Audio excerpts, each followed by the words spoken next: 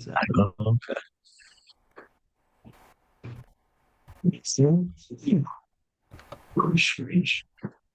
All right, here we go. I think we are live right now. Just wanted to get the make sure we were on live. The heck is I'm not trying to access it. That is so weird. Stupid thing. I'm not trying to access it. Okay. All right, here we go. Shabbat Shalom, everyone. I hope all of our brothers and sisters are having a great Sabbath out there. This is the Wakened by Yahuwah Assembly. I'm Brother Doug, Sister Sharon. My mom's right next to me over here. You just can't see her because she's not behind the camera here. We got Brother Yahusha with us today. We got Brother Dennis. And so we are going to be continuing our normal studies. So we'll be going into First Samuel 9 and try to get this compare view up for you guys here. So found something cool out recently. Might do a tutorial for you guys at some point, but there's a way to get all these modules you have here, or at least most of them, on the And Bible app. So might do a tutorial for you guys to explain how to do that. But basically, you have to first put them on my sword and allow them to become a My Bible file, and then you can copy the My Bible file to the and Bible app, the Open Bible app. So anyone interested in that, I might be doing at some point in the future another Bible tutorial thing video. So let me just see here. Go to compare, arrange modules. One thing I like about the word version is it's a lot easier to see these compare views. So let me see here. Stuff because I don't. What are you doing? Stupid USB drive. I don't need you right now. Okay. Stop doing that. Okay, we're gonna take off that. Take off that. Take off that. Okay. So we'll do. Let's try. Where? Where? Okay. Let me see here. Samaritan Pentateuch. Okay, Septuagint, Unkelos, and we'll go with ISR for the Masoretic there. Try to do a four-way compare view here. And I'll zoom in a little bit for you guys so you can actually see the text. Okay, so now we're going to go to First Samuel chapter 9. And I know I screwed up on the beginning of the video. I said 6, 9 to 11. I don't know why I said that. It's chapters 9 to 11, everyone. Sorry about that from before when we started the live there. That's my fault. Here we go. And there was a man of the sons of Benjamin. His name was Kish, son of Abiel. So again, Kish, that line is where you get Saul. The son of Abiel, the son of Yared. So interesting. Jared seems to be a very common Abri name.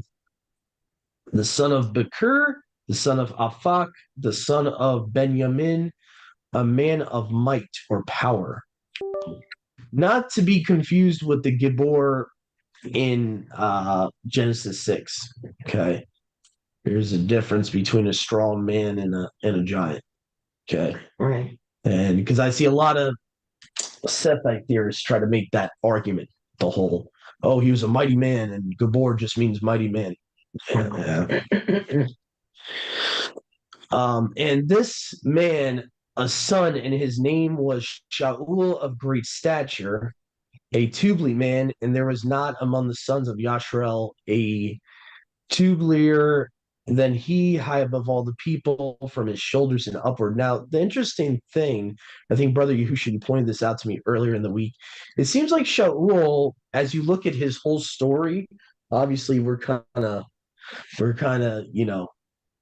what's the old saying here? We're we're basically counting the horse before he leaves the barn here, but there you can see as Shaul's story goes along, he's like a type of the beast almost. He's like a type of the anti-Messiah.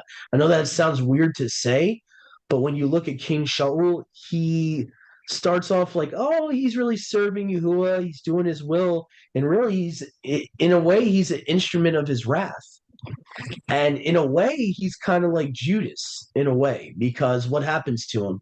He inevitably in a roundabout way kind of kills himself in a roundabout way. Mm-hmm. Like he didn't want to, but he basically told his armor bearer, hey, kill me, you know, kill me. I don't want these circumcised Gentiles to kill me, so I need you to kill me. And then somehow, what exactly happens, Mom? The guy screws up, and then Saul ends up having to kill himself. Yeah, Like, falls on his sword, I so think. it's not what you would call intentional suicide. It's like Right. It's accidental. more accidental. Yeah. Yeah, So yeah. go ahead, brother Yahusha.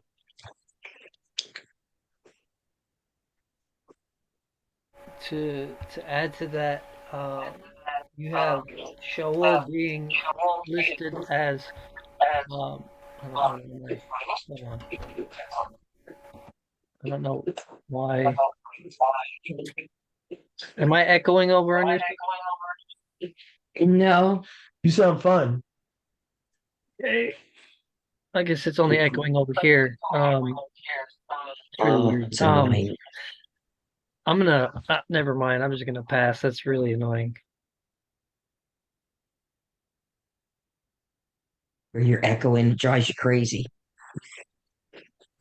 Maybe Okay, okay. so All right. So sorry, I'm not. I put my headphones in. I'm not echoing anymore. I don't know what was causing that.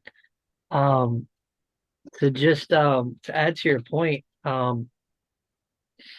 you have Shaul going on this going on what he went on a like a pretty much a military conquest. He came in seeming to bring shalom, but then basically like he turns on Yahuwah and he turns on he goes from good to or supposedly good to being wicked, you know. Kind of like what we see with the beast, right? The beast steps in as this hero type figure. But then was it 3.5 years in, um, shows who he really is, right? Um, then you also have him described as, the most beautiful, the tallest man in Yashar. And then I think it's either in Isaiah or Ezekiel where it describes Satan as being Ezekiel 28. That's the one with the trees in the paradise.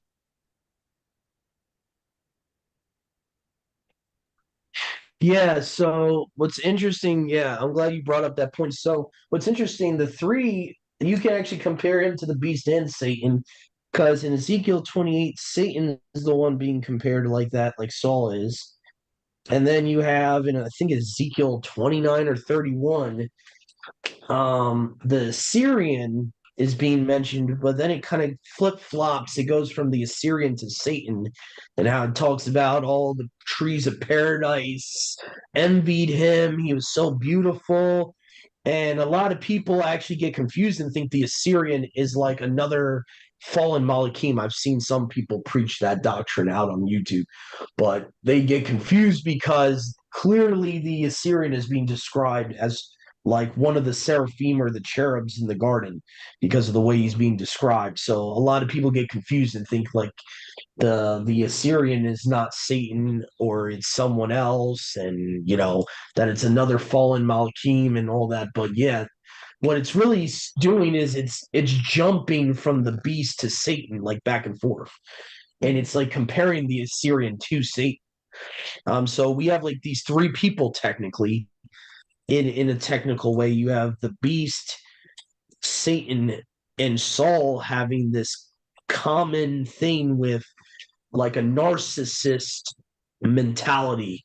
Oh, my beauty. And they all let their beauty corrupt them, basically. They all let their beauty go to their downfall, is what Brother Yahusha's alluding to here.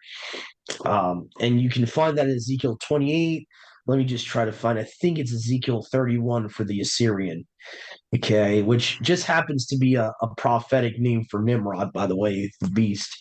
Okay, so it starts off talking about the Pharaoh, and he's comparing the Pharaoh to the Assyrian. So I believe this would have been, which Pharaoh would have this been? I think this would have been what's the guy's name? Nico. It might have been Mhm. Nico at this time or the guy before him. And 2 chapters earlier, Yahuwah calls the Pharaoh the dragon. So obviously, Yahuwah is talking to the spirit controlling Pharaoh. He's not calling Pharaoh the Satan or anything. Kind of the same thing like we see with Kepha, where Yahusha gets mad and he sees that Satan's influencing Kepha. He's like, "Get behind me, Satan. You don't know, you don't what was the phrase that he says? He says, you appeal to the will of man, not of Your Yahuwah." thinking as Yeah, man thinks, not as yeah, Yahuwah thinks. yeah. So Satan, he's not calling Kepha Satan. He's seeing the No, spirit that's right, influencing him, right. and he's actually directly talking to Satan through. Through Peter, yeah. He's seen him in the spirit realm through Kepha. See, we don't understand the spirit realm. We don't Mm-hmm. understand what's going on with that, but that's what's going on with that. But you'll see in Ezekiel 31, it goes back and forth between Satan and the beast. It starts talking about Nimrod, I believe, here in verse 5, where it says he was of high stature, above all the trees. Now, if that's literal, you know, cedars of Lebanon are like, 80 to 100 feet tall. If you take that literal, that's a giant. Okay. Nimrod began to be a giant, Genesis 10:8. So Hey, when you look at like the comparisons back and forth, it's like Yahuwah is talking to Satan and the beast like almost interchangeably back and forth, rebuking both of them. Now, you could take it allegorically. If you take it allegorically, it could just be talking about Satan, because trees are like people, and I get that. But if you take it literally, like, Amos 2:9 says the Amorites were as big as cedars. So it could be taken either way, in my opinion. Either way, it could be taken. I think, especially since we know the Assyrian is a prophetic title for the beast, I think it's like really Yahuwah is rebuking both of them in this chapter. So go ahead, brother Yahusha. I think you had your hand up. oh no, I was just asking what chapter I found it. You were in 31 because I didn't see where Yeah, you went from 28 to 31. yeah. Yeah, so basically Ezekiel 28, Ezekiel 31, and what we were just reading here in 1 Samuel 6. And I think Isaiah 14:12, you'll see a little bit of that. I don't know if it talks about his beauty, but it does talk about how he got puffed up. You can also read about Satan's fall in Isaiah 14:12 and how he wanted to exalt himself above Yahuwah's messengers, how he wanted to take his throne and all that. We see even that with Nimrod. According to tradition, he wanted to take Yahuwah's throne. Supposedly, he wanted to, according to tradition, the midrashes and mishnahs out there is that, purpose of the Tower of Babel was to kill Yahuwah in heaven and the messengers in heaven to set up their own mighty ones in heaven and for Nimrod to take his throne. So we see that there's a constant theme with these types of the beast, that they all operate in the ruach of Satan. They all operate in his plan. And Shaul, his biggest problem was he gets into sorcery later on, as we're going to read about. He gets into sorcery. So he really starts. And what's interesting, too, if you think about it, right? So Shaul starts becoming a vessel for demons. There's even a comparison between him and Judas, because Judas has said, "You are a devil. One of you's a devil." And then, if you know what a devil is, an unclean spirit, a demon, um, there's a demon who ascends on Shaul, on Saul. He's like, go and deceive him. And a lot of people have a problem with that because they're taught, oh, they're supposed to be on Satan's side and they only obey Satan, but there's no Bible verse for that. There just FYI, there's no verse that says Satan has any precedence over demonic spirits. Can't find a verse. Um, Even the demons have to obey Yahuwah. They have to, and whether you look at that verse that he's telling a fallen angel to do it or a demon to do it, either way, Yahuwah is in control. He's sovereign. He's telling the person to do the spirit to do that. So either way, Satan is not the king of demons or fallen angels. That's mythology. But anyway, so but I just wanted to put that out there because that's a false assumption a lot of people have from the church is that Satan controls demons and all that. So let's see, seek the donkeys. Okay, so let's see. So we'll go back to King Shaul here in verse 3. It says, and the donkeys of Kish, the father of Shaul, were lost. Kish said to Saul, his son, take with you one of the young men, arise and go seek the donkeys. It's interesting that he's seeking a lost donkey rather than a sheep. I don't know if I'm reading that's too much into that, but Yeah. Yahusha, the true shepherd, seeks after lost sheep. Mm-hmm. So that's, I don't know, I might be reading too much into that, but just saying. They went through Mount Ephraim and the land of Selka and found them not, and they passed through the land of Sagalim, and they were not there, and they passed through the land of Yamin and found them not. Go ahead, Brother Yahusha. You know that place in Hanuk where that parable and that towards the end of Hanuk where it starts telling the Genesis, where it starts telling the story from Abraham all the way to the 12 tribes, but it instead of calling them by name, it starts listing a whole bunch of different animals and refers to Yeah, each that's person. that's the parable.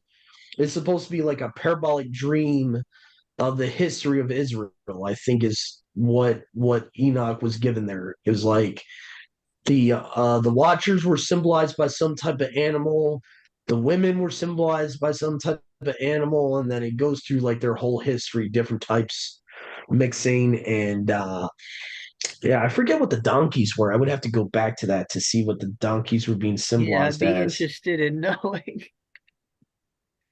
What I do know is that donkeys are unclean, even in a physical sense. They're an unclean animal. The only time they're used messianically, because I know someone's going to bring this up, is the book of Zechariah. But that's more like showing the humbleness of Yahusha riding on a little colt, a little baby colt. That's more of the humbleness. That's not essentially saying that donkeys are the same thing as sheep or anything. So we do know that goats, right, are symbolic, not metaphorically, evil or the devil's children, but symbolically, goats are used for the devil's children. Sheep, lambs are Yahuwah's children symbolically. And that's the only reason I pointed that out. It's weird that it's saying he's seeking a lost donkey. It's because you don't really see that language used for Yahusha when he's talking about being the shepherd. He's always seeking sheep. Yeah. So I don't know. It was almost like a opposite paradigm, like to me. Interesting though, with the story of Balaam, how he used a donkey, in that scenario. Yeah. Just interesting. I'm not trying to make any kind of point. I'm just saying. No, but it's funny that Balaam, who is a so-called prophet of the Most High, and ends up basically, selling out Israel. It's kind of interesting that Balaam rode a donkey. It's kind of interesting. So you do have righteous and unrighteous people riding donkeys. So yeah, it's kind of hard to read too much into, the donkey thing. But yeah, it'd be interesting to look into what that parable in Enoch described the donkeys as. But I do know, just on a physical perspective, they are unclean animals.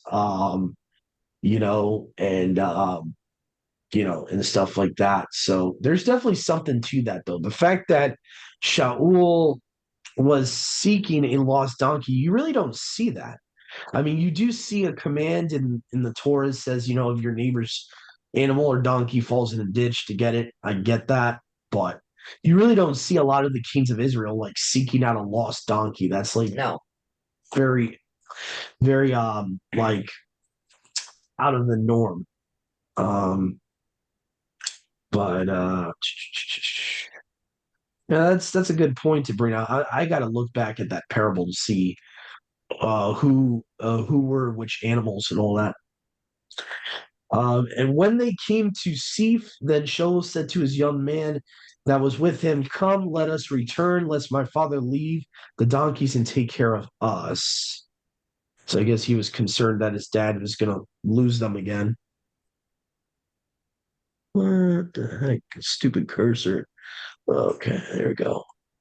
By the counsel of his servant, the young man said to him, "Behold now, a man of Alua in his city, and the man is of high reputation. All that he shall speak will surely come to pass. Now then, let us go, that we may tell us, that he may tell us our way on which we have set out." Shaul said to his young man that was with him,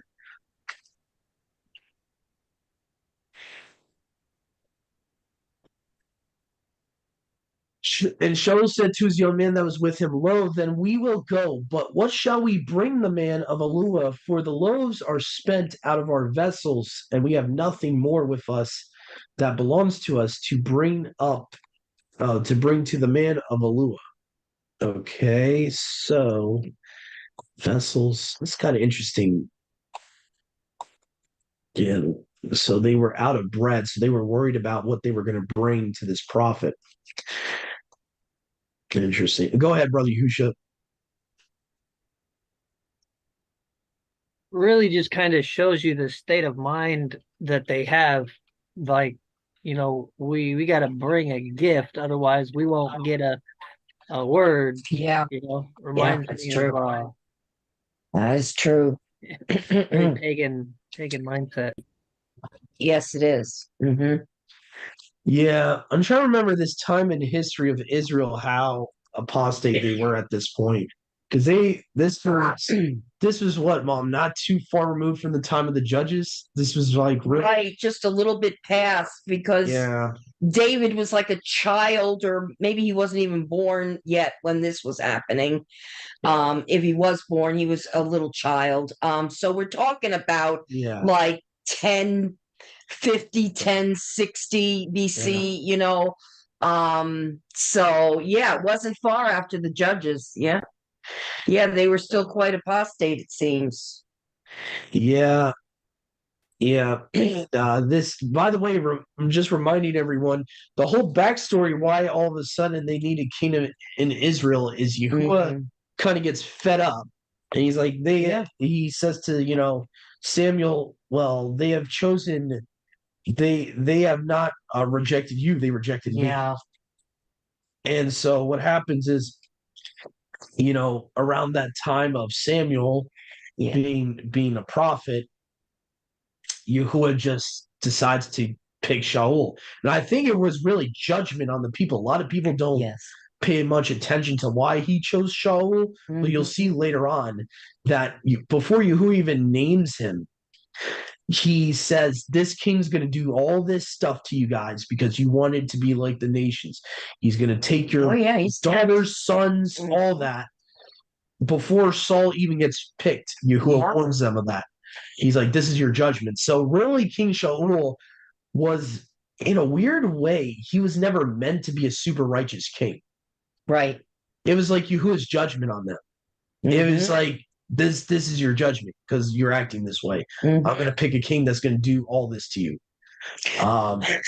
So, that is something to keep in mind too with why Yahuwah would allow Shaul to go so apostate and all that. And it seems like Yahuwah doesn't go after him like he goes after Daud, how he, wants Daud to repent. We don't see the same relationship, really.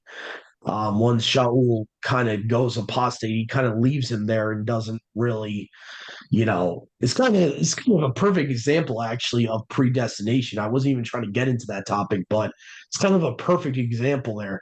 Yahuwah gives way more effort to have David to repent to him than he did to Shaul. He kind of like obviously he would want Shaul to repent, but he's not exactly seeking after him like he sought after some of the kings, or had a real close relationship with Daud. He had a really good relationship with other kings after Daud, and it seems like Shaul was like he was used for a purpose. He was like a pawn. He was like in a weird way. It's kind of like to compare, even though Pharaoh wasn't a believer, the Pharaoh of the Exodus, it's kind of almost like the same thing.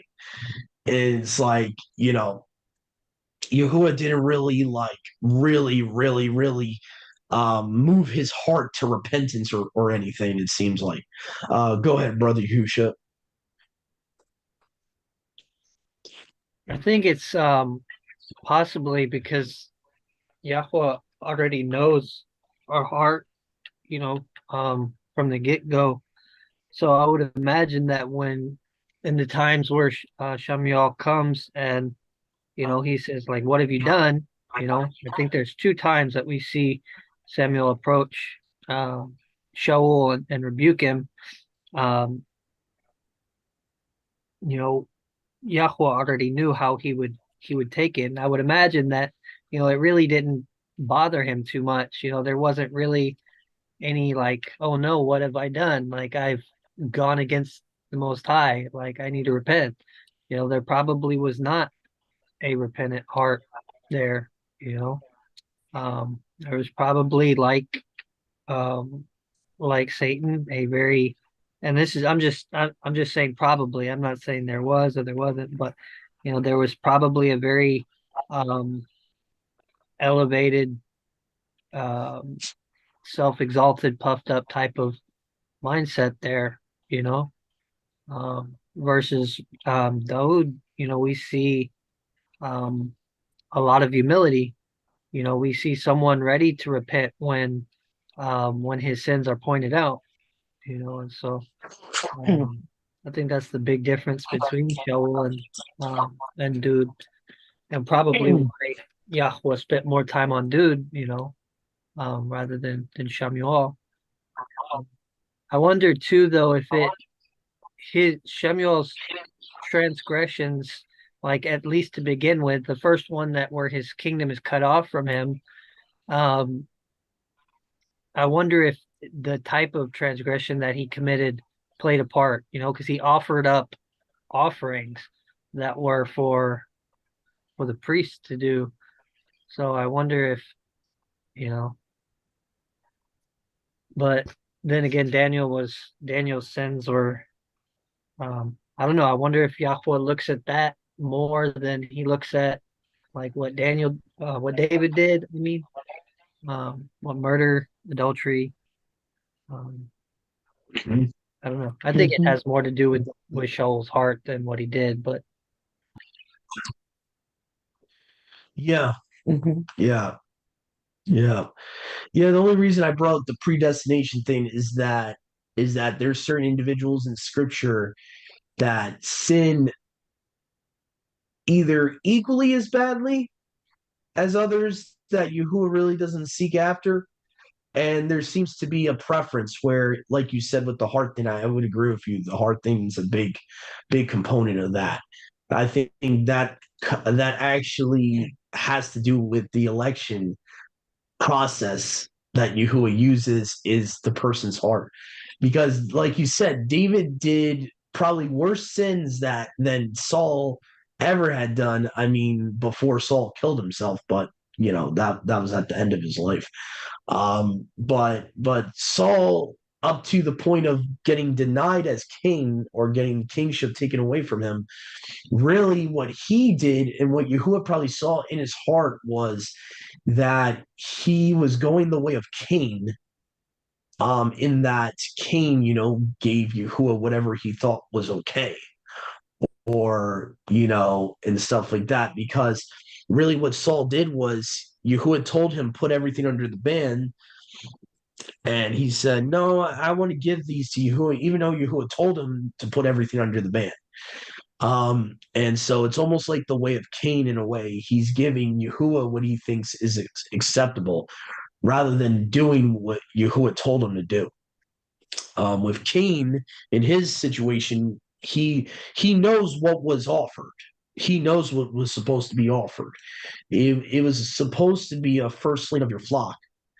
So in reality, even though the text doesn't tell us this, we know this later on in the Torah of Moses, what was being required. And Cain, I'm just going to give some vegetables from my garden.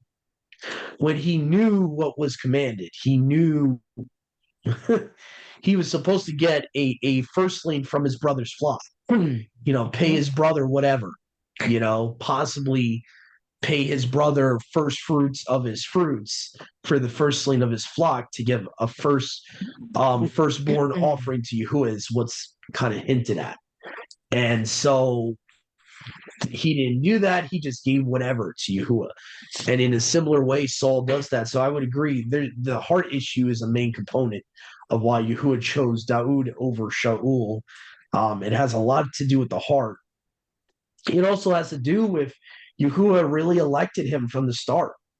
Daud was chosen before he was even born to be the ancestor of the Messiah. And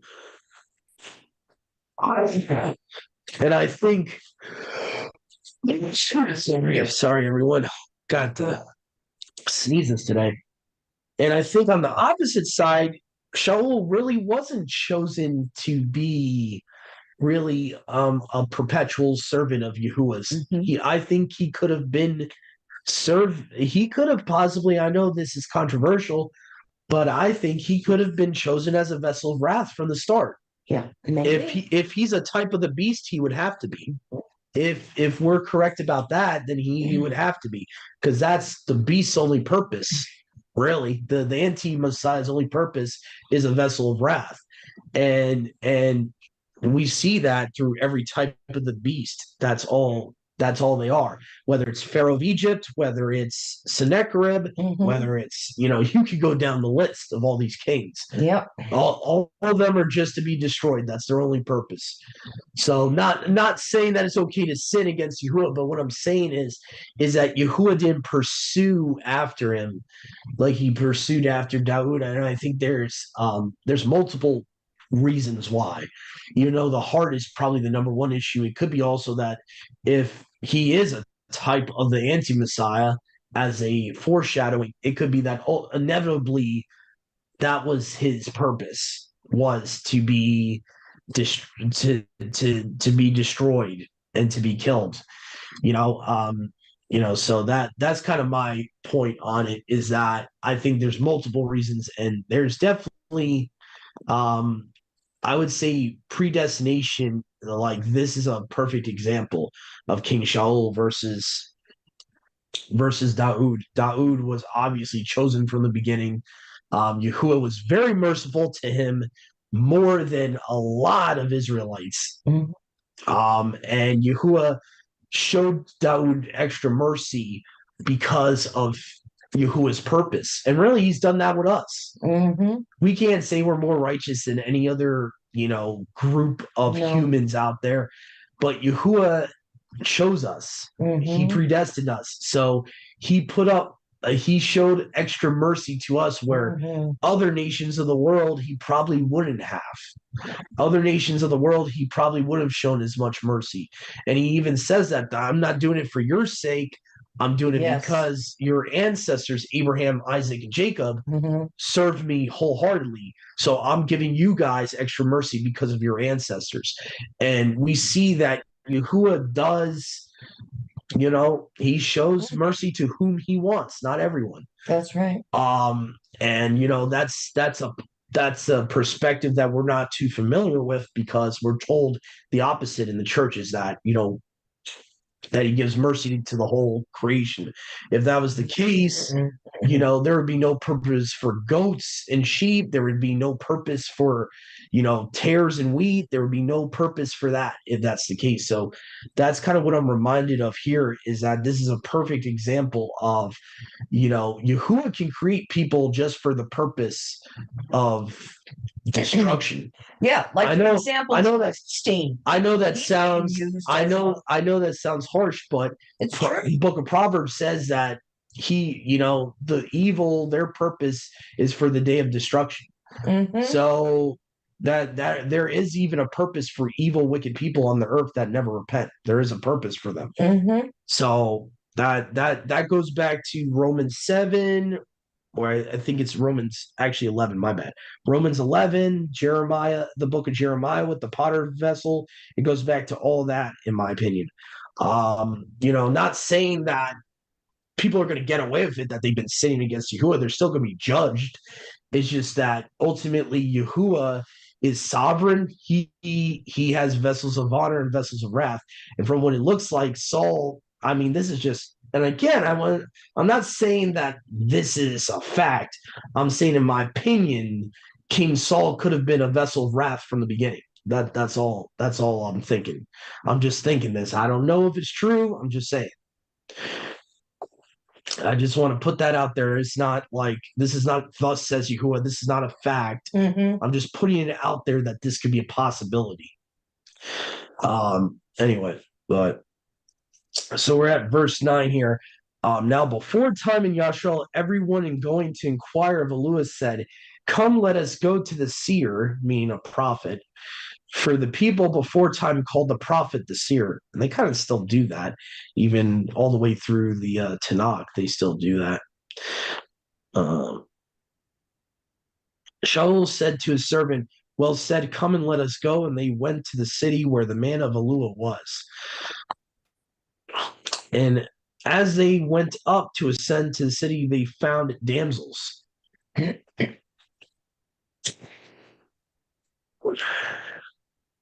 Come out to draw water, and they said to them, "Is the seer here?" Okay, so verse 12. And they answered and they said to them, "He is, behold, before you now. Before you now, he is coming to the city because of the day, for today is a sacrifice for the people in Bama." So that's interesting. So the Masoretic calls it the high place. So the Septuagint seems to give it like an actual name here. So I guess Bama is what the high place is called. So this is First Samuel. This would be 9, verse 12.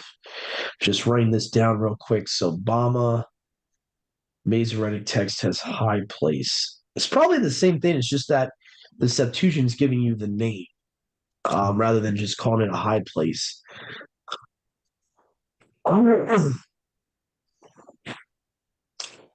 Let's see here. As soon as you shall enter into the city, so shall you find him in the city before he goes to Bama to eat. For the people will not eat until he comes in, for he baruchs the sacrifice, and afterwards the guests eat. Now then, go up, for you shall find him because of the. Well, they put holiday here, but I think feast day would be more accurate. Let's see. You shall find him about this time. I don't like the way the Masoretic just generalizes. It says there about this time. It's very generalized.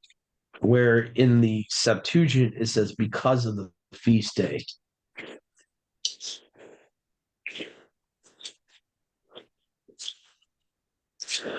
This is where I think the Masoretic, this is one of the examples I give to people why I can't use the Masoretic as my main Old Testament. This is part of the problem. Is they start. You okay? Mom? All right. You I'm just son? looking for my hair thing that I just took out. It's no Oh, big okay. deal. Just need to put one in. Oh, And they go up to the city, and as they were entering into the midst of the city,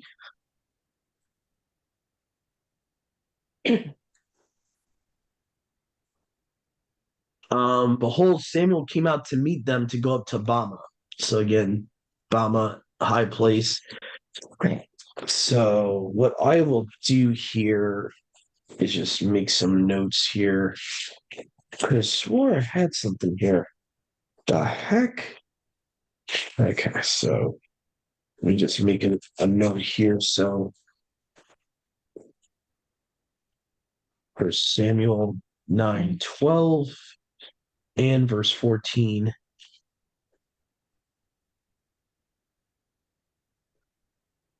You okay there, Mom? Yeah. Mhm. Mm, mm. And Yahuwah uncovered the ear of Samuel one day. So now we're going to Samuel here. Before Shaul came in saying, before Shaul came to him saying, at this time tomorrow I will send to you a man out of the land of Benjamin. You shall anoint him to be ruler over my people, Yashrael, and he shall save my people out of the hand of the Philistines. For I have looked upon the humiliation of my people, for their cries come unto me. They leave something out here, don't they? Humiliation's not there. It just says, for I have seen my people because their cries come to me. Right. That's a big deal there. Mm-hmm. Because humiliation, by the way, actually is like the root of humiliation really is humble. So Mm. to leave that out is a big detail to leave out. This is again why you have to be careful with the Masoretic text. Because they'll just leave phrases out of there. Humiliation. Mm. Because all you're going to get from the Masoretic text version is that verse is, oh, he looked upon his people. It's like, what? Mm.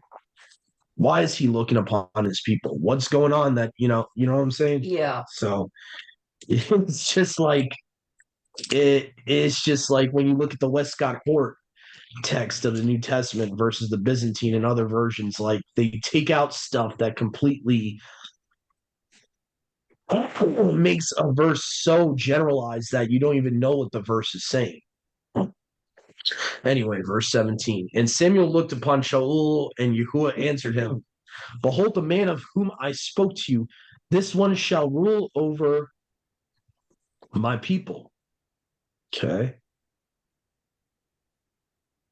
And Mom, can you check at verse 17? Because I know sometimes the ISR does this. Okay. Check at verse 16 right there. Mm-hmm. Does yours have humiliation? No, it doesn't, hon. Okay. I just want to make sure because I've seen the ISR do this sometimes. They'll omit stuff that's actually in the Hebrew. They'll leave stuff No, out. not at all. No. Okay. All right.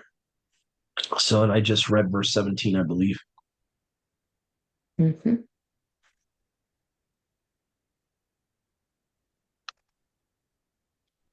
Okay, so we're at verse 18. Shaul drew near to Samuel into the midst of the city and said, tell me how, not how, now, which the house of the seer. So they're trying to find the house of the prophet. Okay. Samuel answered Shaul and said, I am he. Go up before me to Bama and sit Mm-hmm. with me today, and I will send you away in the morning. I will tell you all that is in your heart. So this is something we see kind of a foreshadowing between Samuel and Yahusha. Remember how Yahusha talks to the woman at the well, I think it's John 4, and she's like, he told me everything about me. And we kind of see that with Samuel saying, I will tell you everything that's in your heart. Go ahead, brother Yahusha. Bama just means high place. I don't know if that's what you were looking at earlier. Missed that. Yeah. Okay. And Interesting. it's weird because they have it in the Strong's Hebrew, although it says it's of uncertain derivation, so it doesn't quite seem to be Greek or Hebrew. So it's weird that they're supposed to use that. Mm, wow. Sorry about that. Ugh. Hmm. That's interesting. So I don't even know why it would be in the manuscript unless Breton is mistranslating that word. Charles Thompson has it in there too, only he instead of just putting Bama, he says the Bama, Okay. which just makes more sense, the high place. Yeah. That's weird. Does the Strong say like what language it is? Like what type of word it is? If it's No, Aramaic or it says it's uncertain. It's Strong's H1116. You can find it in the Hebrew, and the Hebrew is the same. Like in the Masoretic, the Hebrew is the same, Bama, but it's not a Hebrew word because it says the word origin is uncertain. hmm. Hmm. Interesting. Yeah. That's weird that it would be in there then. It's not a Greek word. Very weird. So let me see here. So we're at verse 20. Concerning your donkeys that have been lost, now these 3 days. Okay, so this is a kind of a little foreshadowing here. Mm-hmm. Care not for them, for they are found. And to whom does the excellency of Yashar belong? Does it not to you and to your father's house? Now, the reason I wanted to pay attention to that 3 days and lost that's now Yeah. found is because even in the church they have a concept of this spiritually. Before you came to Yahusha, before you came to Yahuwah, you were lost. Mm-hmm. Now you're found. 3 days in the tomb. Mm-hmm. I think there could be a foreshadowing there spiritually. Maybe I'm looking too much into that, but when I hear the phrase for they are found, that kind of reminds me of that. And all these old CCM songs like I was lost, now I'm found, all of that. In a spiritual sense, when you're in the world, you're lost. And now you're found. Same thing with the prodigal son. Ephraim, he was lost in the world and now he's found. So there's like, I don't know, there could be like some type of like spiritual allegory there to what Samuel is saying to them. And Shaul answered and said, am not I the son of a Benjamite and the least tribe of the people of Yasharel and of the least family of the whole tribe of Benjamin? Why have you spoken to me according to this word? What's interesting here to take note of, according to Shaul, he's saying that Benjamin's the least. Now, what's kind of funny is in prophecy, Judah becomes the least. So I don't know what happens there if maybe Benjamin and Judah become kind of like intertwined and Mm-hmm. intermarried together. That happens. But when you see the messianic prophecy, it's mentioning Judah as the least. It's never mentioning Benjamin. So to me, that's a little weird. Go ahead, brother Yahusha. Can you find that place where it says Judah is the least? On another Yeah, note, maybe he's just being humble. yeah. Let me see here. Micah 5. Mm-hmm. Micah 5:2. I think I'm getting confused with is saying Ephrathah's least of the clans of Judah, but there's also a verse in Ezra I'm thinking of where it talks about let's see, Judah. maybe the way that Yeah. the Masoretic is translating it, maybe that's more accurate, where he says of the smallest of the tribes of Yashraal, Yeah. meaning like Yeah. the least numerous. Yeah. I don't know. I'd have to. I haven't. Smallest um, I'd have to go back and look. tribes book. I think it's either Book of Ezra I saw it in when they do the there was something I saw in Ezra and Nehemiah where it talks about it. Let's see here. Uh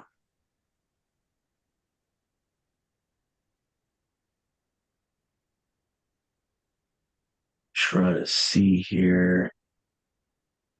Yeah, I think though Oh, Micah 5, I'm definitely misunderstanding because it actually to Brother Yahusha's point, it actually mentions Ephrathah is the smallest of the clans of Judah, not saying that Judah is the smallest tribe. Go ahead, Brother Yahusha.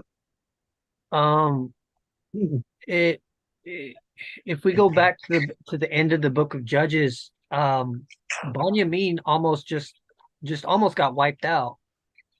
That wasn't too long ago from where we're reading. When they Ah, went to war against him, they yeah. had to bring in wives from I think Yabesh Gilead, which would have been, I believe, Manasseh. So that's probably why they're very small right now. Mm, yeah, makes sense. Yeah. Yeah, so that makes sense why he's calling Benjamin the least.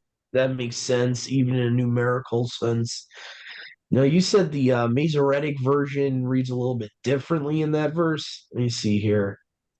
Um, the least of all the clans of the tribe of Benjamin. Yeah, see, yeah, yeah, the smallest, definitely the smallest makes more sense in the Masoretic. Yeah, so I'm gonna write that down. That there's a little difference in wording here. First Samuel 9:21. Masoretic text says smallest. LXX says least. What's interesting about Benjamin, I was just remembering this, and now I've found it where it is. Towards the end of Judges, when Israel's war with the tribe of Benjamin. So Benjamin was left really quite Yeah, handicapped at that point. that's what Brother Yahusha Oh, I'm was. sorry. No, it's okay. It's okay. But that's what he was mentioning. That if you go backwards to the Book of Judges, at the end of the Book of Judges, you have the Yeah. Benjamites almost wiped out. Hmm. So it would make sense to say smaller. Benjamites almost wiped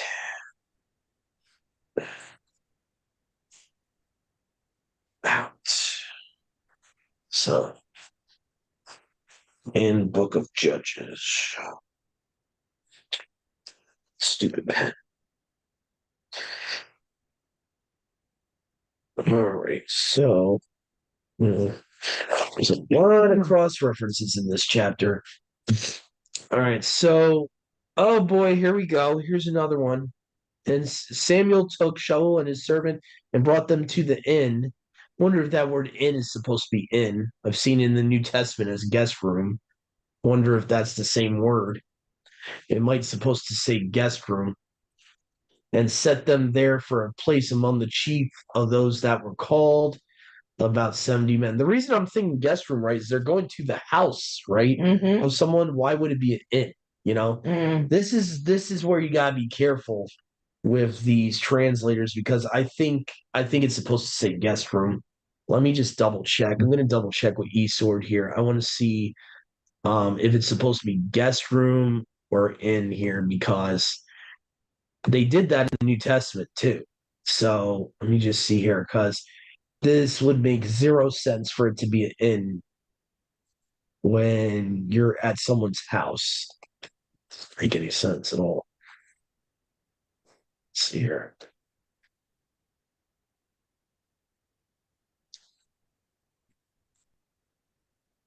Um, yeah, ABP says the lodging.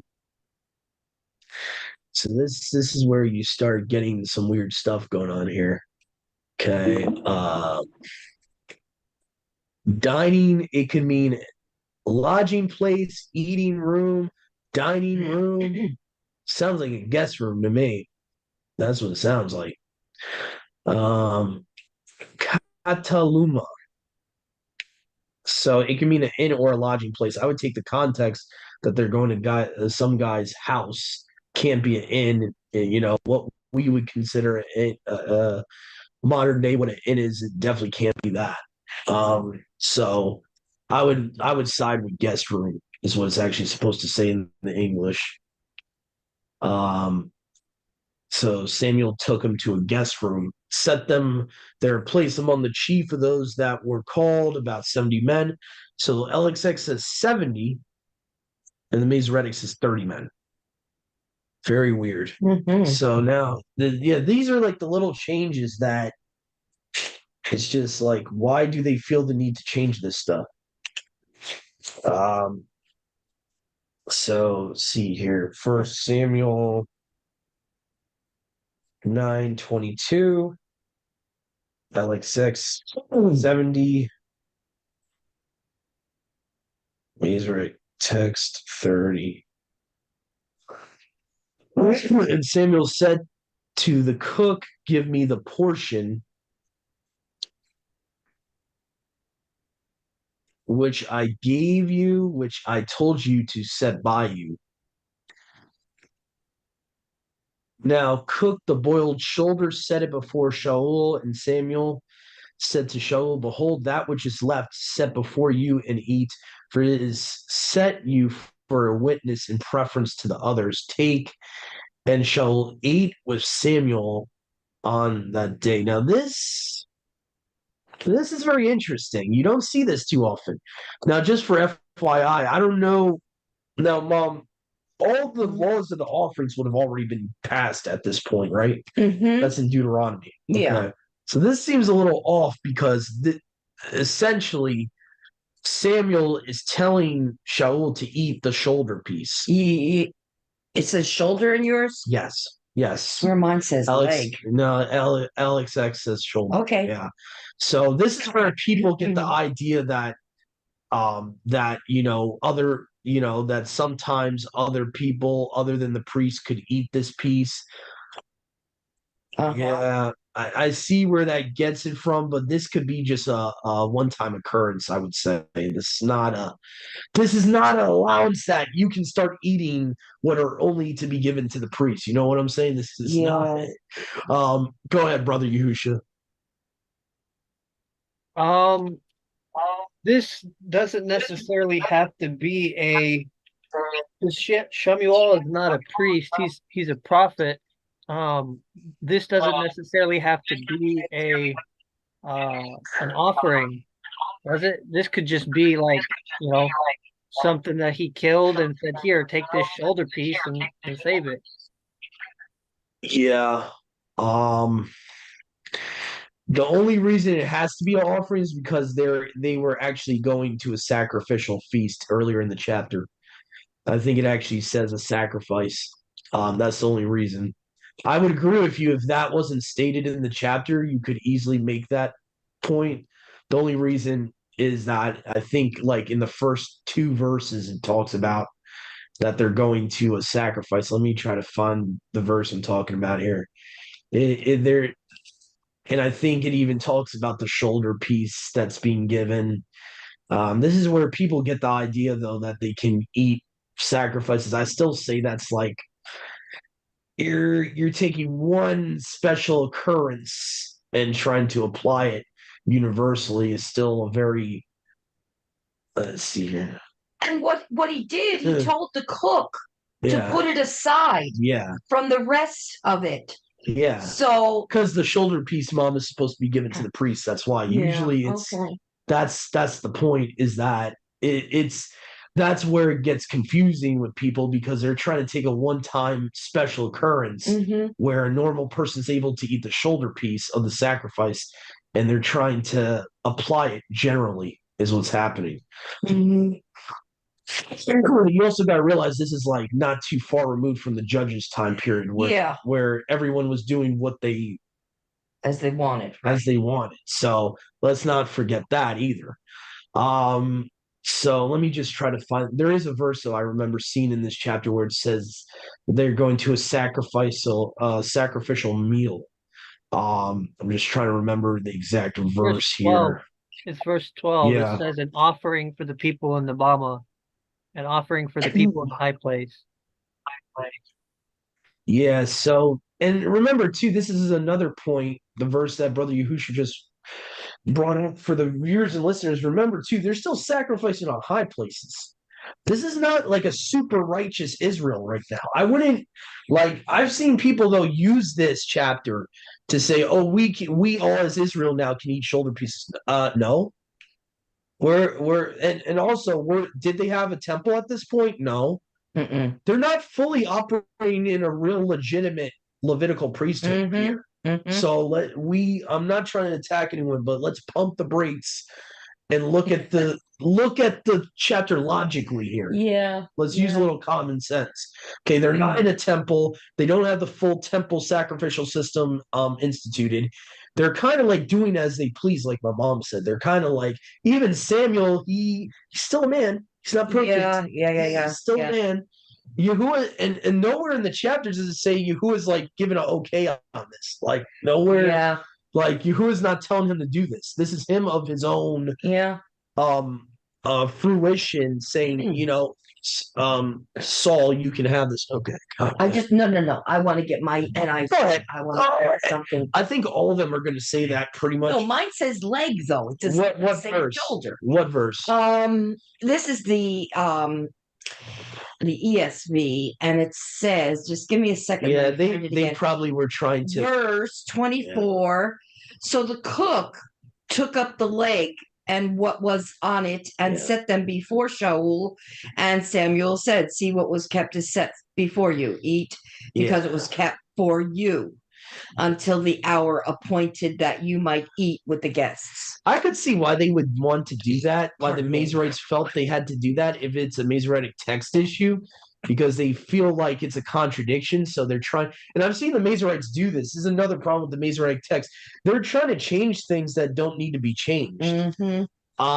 They're essentially, yeah, right here. So this is what my mom's talking about. And actually, leg is a paraphrase from the ESV here. The ISR would say the cook brought the upper thigh and its upper part. Oh, okay. So, I mean, it's saying the thigh with its upper part. So, I don't know what the upper part could be referring to, That but would the be technically a shoulder because yeah, they don't have yeah. arms and legs. They have four legs.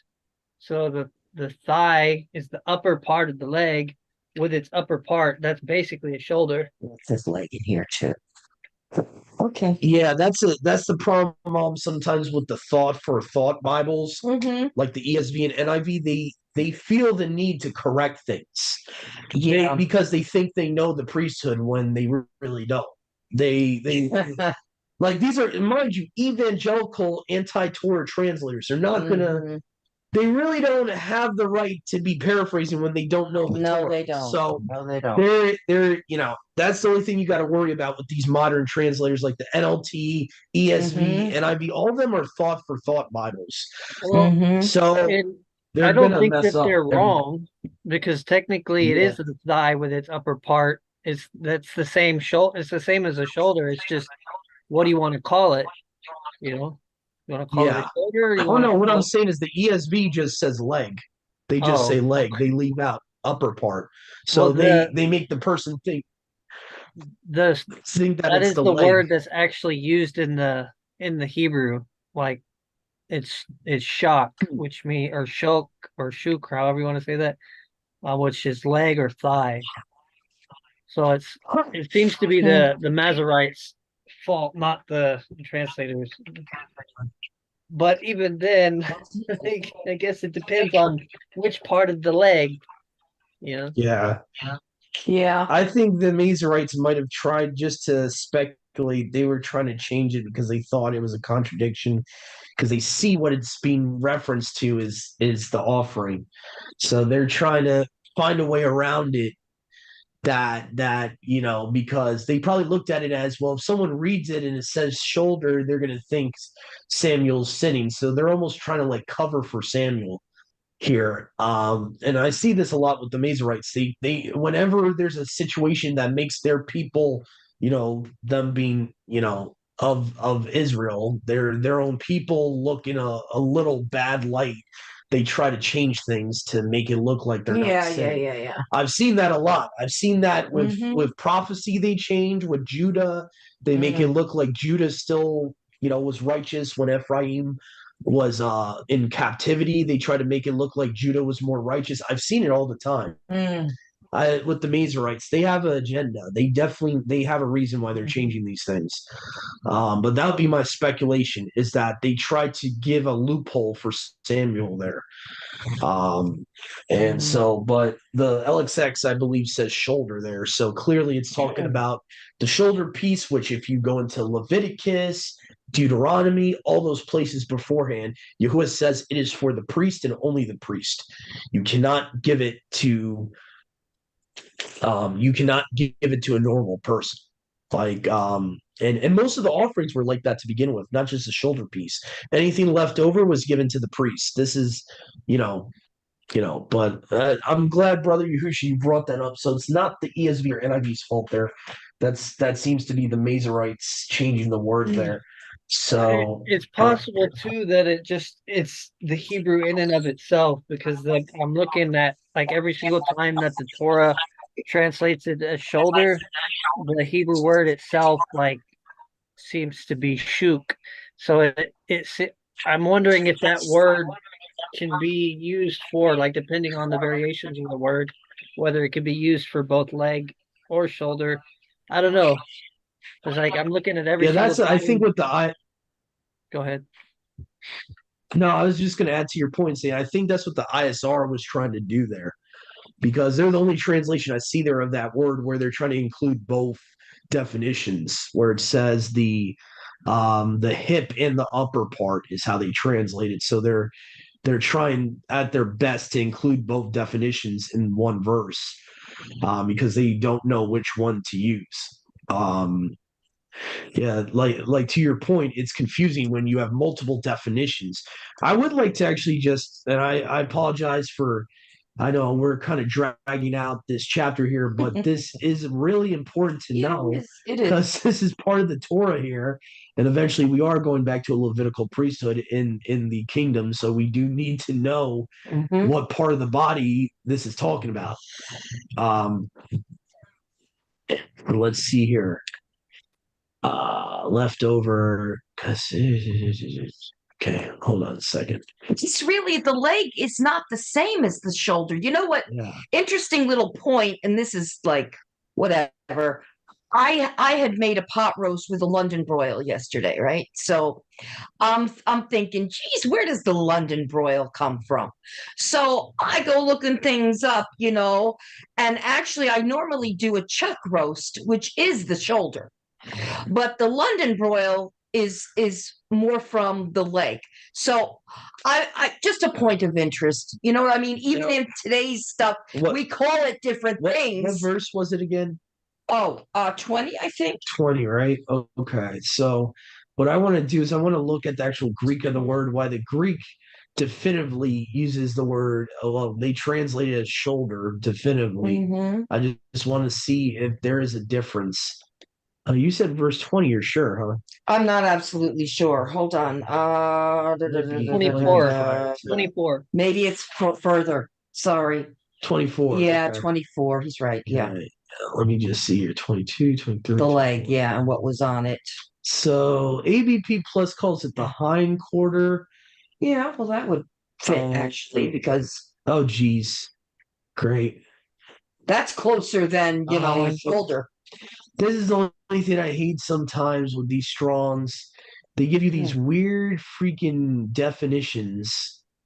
That can't be the right definition.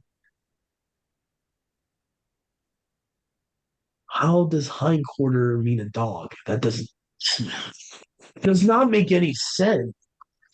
Um, Oh what goodness. number is that? G2965. Let me see something. That cannot be right at all. See, I'm seeing. Hold on a second. Sometimes they don't even have the. Yeah, this is weird. Uh, uh, See, this is why it's hard to tell um what it could be. Um, Hindquarter, um, hindquarter would be the back of the animal. Yeah, like the butt into the leg, into the hip, yeah, that area. if it is hindquarter, then there's definitely that would take the contradiction out, because then that wasn't a set apart. I don't think that was set apart to the priest at all. The hindquarters, I don't think so. It was mainly the shoulder, the breast. Hmm. Trying to think of other ones that you have the wave offering for and all that. Either way, though, depending on the offering too, that's another thing I wanted to mention because that's important to mention is Hmm. that peace offerings, or actually more accurately, the Septuagint calls them salvational offerings, were given to all the people. So that's one of the loopholes in Yeah. the sacrificial system. Like for example, right?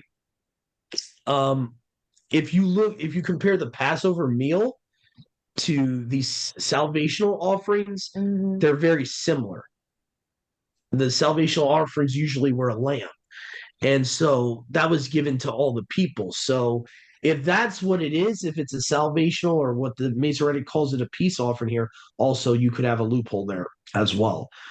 So just to try to reconcile that, why it would be hindquarters, it could not even be talking about the one weird thing though is why would it be saved unless there's like a custom with kings that they get the best part. I don't know.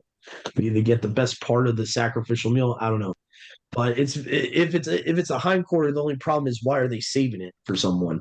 Maybe he Go just ahead. Let saved me it sure. because he knew that he's a prophet. He knew Shaul was coming.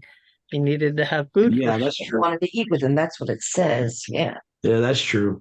Yeah. I think what tripped me up is that it's being saved and stuff like that. And I know throughout the Torah, usually it's something like a set apart portion is for the priest. So I guess that's what Mm. really screwed me up there. Okay. All right. So, but all this stuff is important, everyone. I know you guys, it's probably going over your head, but if you guys start reading the book of Leviticus, you'll see what we're talking about here. For all the viewers and listeners out there, you'll see why it's important what we're talking about. Um, and he went down from Bama into the city, and they prepared a lodging for Shaul on the roof, and he laid down. So obviously they're at someone's house. He's laying down on the roof of the guy's house. Um, and it came to pass when the morning dawned that Samuel called Shaul on the roof, saying, "Rise up, and I will dismiss you." Shaul arose, and he and Samuel went out.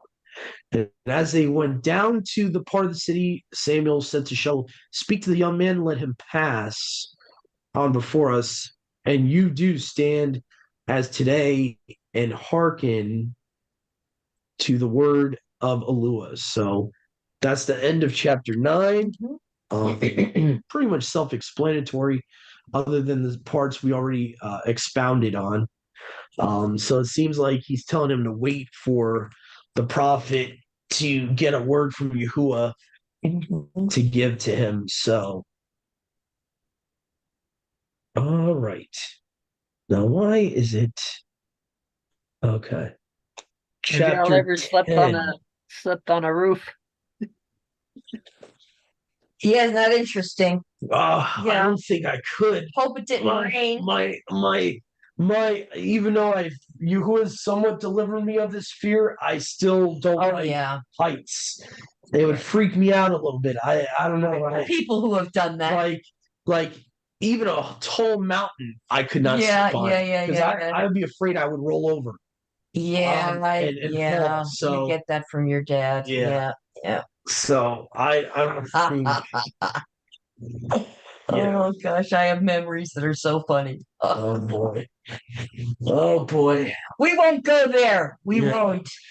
All right. We won't. You want to Sure. pick up chapter 10? Okay. Okay. Okay, now Shaul anointed king. All right. Then Samuel took a flask of oil and poured it on his head and kissed him and said, has not Yahuwah anointed you to be prince over his people, Yashrael? And you shall reign over the people of Yahuwah, and you will save them from the hand of their surrounding enemies.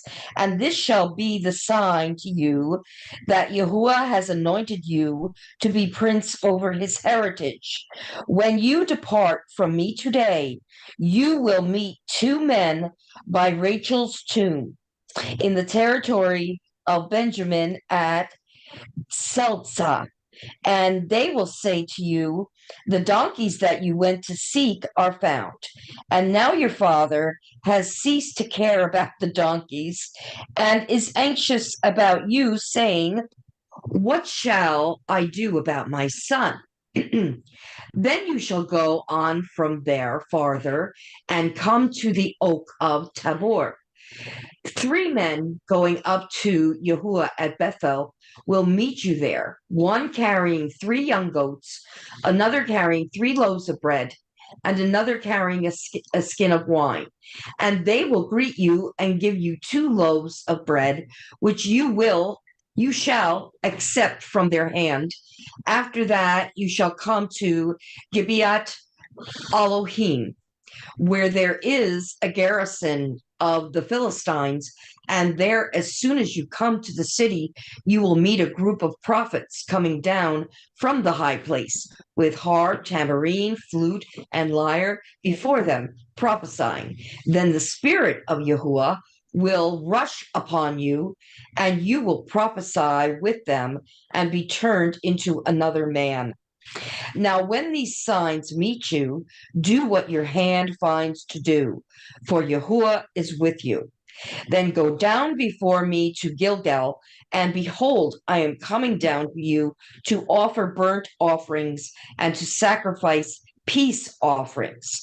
7 days you shall wait until I come to you and show you what you shall do. When he turned his back to leave Samuel, Yahuwah gave him another heart. And all these signs came to pass that day. When they came to Gibeah, behold, a group of prophets met him, and the spirit of Yahuwah rushed upon him, and he prophesied among them.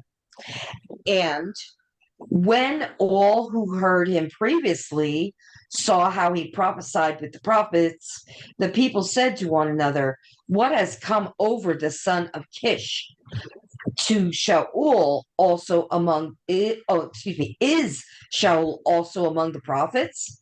And a man of the place answered, and who is their father? Therefore, it became a proverb. Is Shaul also among the prophets? When he had finished prophesying, he came to the high place. Shaul's uncle said to him and to his servant, where did you go? He said, to seek the donkeys. And when we saw that they were not to be found, we went to Samuel. And Shaul's uncle said, please tell me what Samuel said to you. And Shaul said to his uncle, he told us plainly that the donkeys had been found, but about the matter of the kingdom of which Samuel had spoken, he did not tell him anything. Now, Samuel called the people together to Yahuwah at Mitzpah, and he said to the people of Yashrael, thus says Yahuwah, the Almighty of Yashrael, I brought up Yashrael out of Egypt, and I delivered you from the hand of the Egyptians and from the hand of all the kingdoms that were oppressing you. But today you have rejected your Elohim, who saves you from all your calamities and your distresses. And you have said to him, set a king over us. Now, therefore, present yourselves before Yahuwah by your tribes and by your thousands. Then Samuel brought all the tribes of Yashrael near, and the tribe of Benjamin was taken by lot. He brought the tribe of Benjamin near by its clans, and the clan of the Matrites was taken by lot. And Saul, the son of Kish, was taken by lot. But when they sought him, he could not be found. So they inquired again of Yahuwah, is there a man still to come? And Yahuwah said, behold, he has hidden himself among the baggage. Then they ran and took him from there. And when he stood among the people, he was taller than any of the people from his shoulders upward. And Samuel said to all the people, do you see him whom Yahuwah has chosen? There is none like him among all the people. And all the people shouted, long live the king. Then Samuel told the people the rights and duties of the kingship, and he wrote them in a book and laid it up before Yahuwah. Then Samuel sent all the people away, each one to his home. Shaul also went to his home in Gibeah, and with him went men of valor whose hearts Yahuwah had touched. But some worthless fellows said, how can this man save us? And they despised him and brought him no present, but he held his peace. Let's see here. A few interesting things in there. Yeah.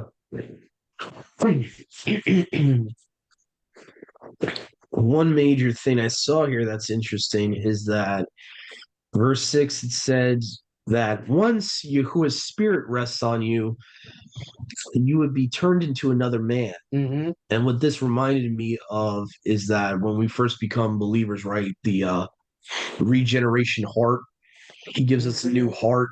That's right. So it's kind of interesting. It's at this point in time, it seems like Shaul became really a true crossover one, at least at this point. Mm-hmm. Yahuwah changed his heart, changed his mind. He renewed his mind. He became another man. Unless I'm misunderstanding what it meant there by he will turn into another man. Yeah, I think you're right. Go ahead, brother Yahusha. To your point, later on it says he was given another heart.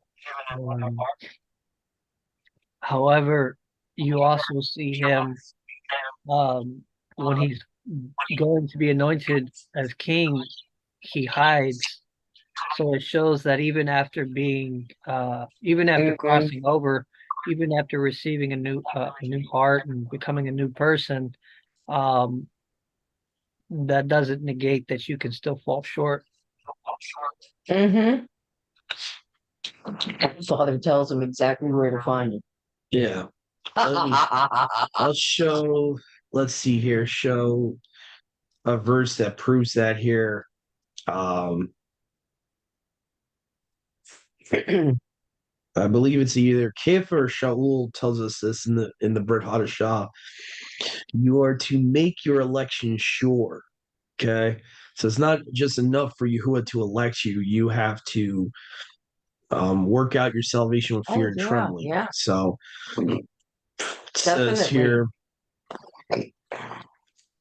Second Peter chapter 1, verses 10 to 11. So it says, let me go there real quick. So Second Peter 1, 10 to 11. And all the more, my brothers, take pains concerning this, that by your two works, you shall make your calling and your election sure. For when you are doing these things, you will never fall. Now, I just want to point this out. When he says two works or good works, he's not just talking about good deeds. Okay. Mhm. He's talking about real fruit. He's talking about Yeah. bearing real fruit of the Father's Spirit, which includes keeping the Sabbath, which includes the dietary laws, which includes all that. If all you're doing is just giving to the poor or opening doors for women or this or that and quote unquote good deeds, that's not what Peter's talking about. I know a lot of people will spin that and try to say, well, see, Mhm. it just says to do good works. Yeah, but the thing is, but you got to understand, works in the Hebrew mindset is anything of the law is a work. Anything. Digging a donkey out of your neighbor's ditch, a work. Anything. So that's what you have to understand too. Like the definition of works or to works or doing what's right in Yahuwah's eyes does not change in the New Testament. It does not get isolated to being a good person or doing good deeds for someone.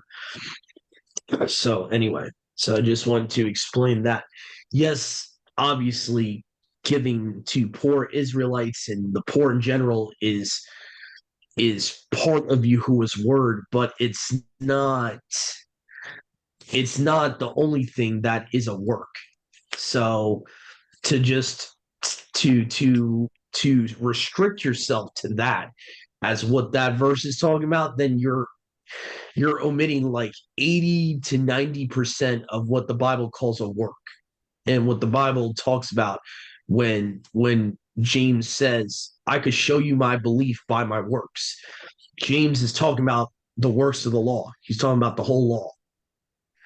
So when you omit the law, you really don't have works. What you have is your own version of works, which is just doing good deeds for people, which is not what James meant. It's not what Kepha meant. So anyway, so just wanted to point that out. What Brother Yahusha said about, just because Yahuwah changes someone's heart, it doesn't stop there. There's a reason it says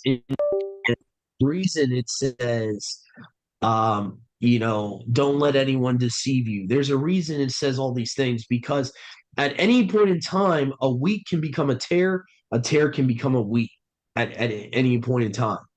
There's a reason why, even in farming terms, if you actually look at what a tear is and what a wheat is, they're almost identical. The only thing is a tear does not bend. It's what is it called? Erect. Mhm. It stands erect. Like the spiritual application would be that it's prideful. The tears are prideful and will never bend. That's the only difference. That's the only really difference. When you look at the farming term that Yahusha used, wheat and tares, that's the only difference. So Yahusha used those terms for a reason, and all that. So a lot of it has to do with pride. So, and we see that with the story of Shaul. We'll see that later on that he got prideful. He thought, well, I'm this king now, and I'm entitled to this, entitled to that, and even when Yahuwah removed him as king, all he really cared about was becoming king again. He didn't care about pleasing Yahuwah. He cared about his office, is what he cared about. He cared about his status with the people. It was all about, me with King Shaul. That was the major difference between him and Daoud. Daoud actually cared about his relationship with the Father. He cared about Yahuwah. Um, Even at his lowest point, Daoud was so prostrate and so humiliated in his sin Mhm. that he cared more about his relationship with Yahuwah than Mhm. even worried about whether he was going to be stoned or whether Bathsheba was going to be stoned or not. So there's a huge difference, like we talked about earlier, in the heart, the difference of someone's heart. Shaul, his biggest problem was it was all about him. Once he became king and he's no longer this humble person anymore, he Hmm. completely flips and he starts getting puffed up. Yeah. So let me see here. Whatsoever your hand shall find. Okay, so we're at verse 7. Shall come to pass when these signs shall come upon you. Okay, so because Yahuwah is with you. So it's interesting. The prophet is telling him, when you prosper, know that the Father's with you. I'm just kind of scrolling through here what my mom read here to try to see if there's any major differences. I see a little difference in the words in certain verses here, like, but that's pretty much the same whole burnt offering sending. Hmm. Um, what I oh, I see what they're doing. They're just calling it slaughterings. Okay. Okay. Which I don't like. And I just kind of want to point this out because Yahuwah willing, I am going to do a video about a review of this translation, the ISR and the Hallelujah scriptures. My pet peeve about them, I don't like, is they translate sacrifices and offerings as slaughterings. The reason I don't like that is because then you get people in this walk thinking that if you kill an animal, it's a sacrifice. Like if you just Hmm. kill an animal for food, that it's a sacrifice, and they don't know the distinction between killing an animal for food Yeah. and when you slaughter an animal for a sacrifice, because they paraphrase it as slaughterings, people get confused. So this is one of the pet peeves I have with the scriptures 2009 or the scriptures 1998 translation is that they sometimes put their own bias into the translation and they'll do stuff like that. I have no idea if they believe in that doctrine, but the fact that they they know that, you know, it's generally translated as offering, that word, and they translate it as slaughterings, to me is a little weird. It's a little strange. It's obviously in context, anyone could see it's talking about a sacrifice. So why would they, you know, to me it's a little weird. Anyway, go ahead, brother Yahusha. So Yeah, definitely. Definitely weird. Um, I'm not sure if this is a well, the at the very end of the chapter you have it say, but the children of Belial said, "How shall this man save us?" Some translations translate it as children of worthlessness, or um, let's see, what did I think this reads the same as the NIV, but some worthless men, which technically is it is an accurate translation, you know, because Belial means worthless, wicked. Um, Although I think when you just leave it like as some translations, where rather than giving the definition of Belial, they just leave it as Belial, saying some sons of Belial said. They could just it's a lot more accurate that way because it points to them being children of their father, you know, children of the wicked one. Um, both mhm. translations are correct, whether you say sons of Belial or sons of worthlessness. Just think leaving Belial is just gives you a little bit more clarity there.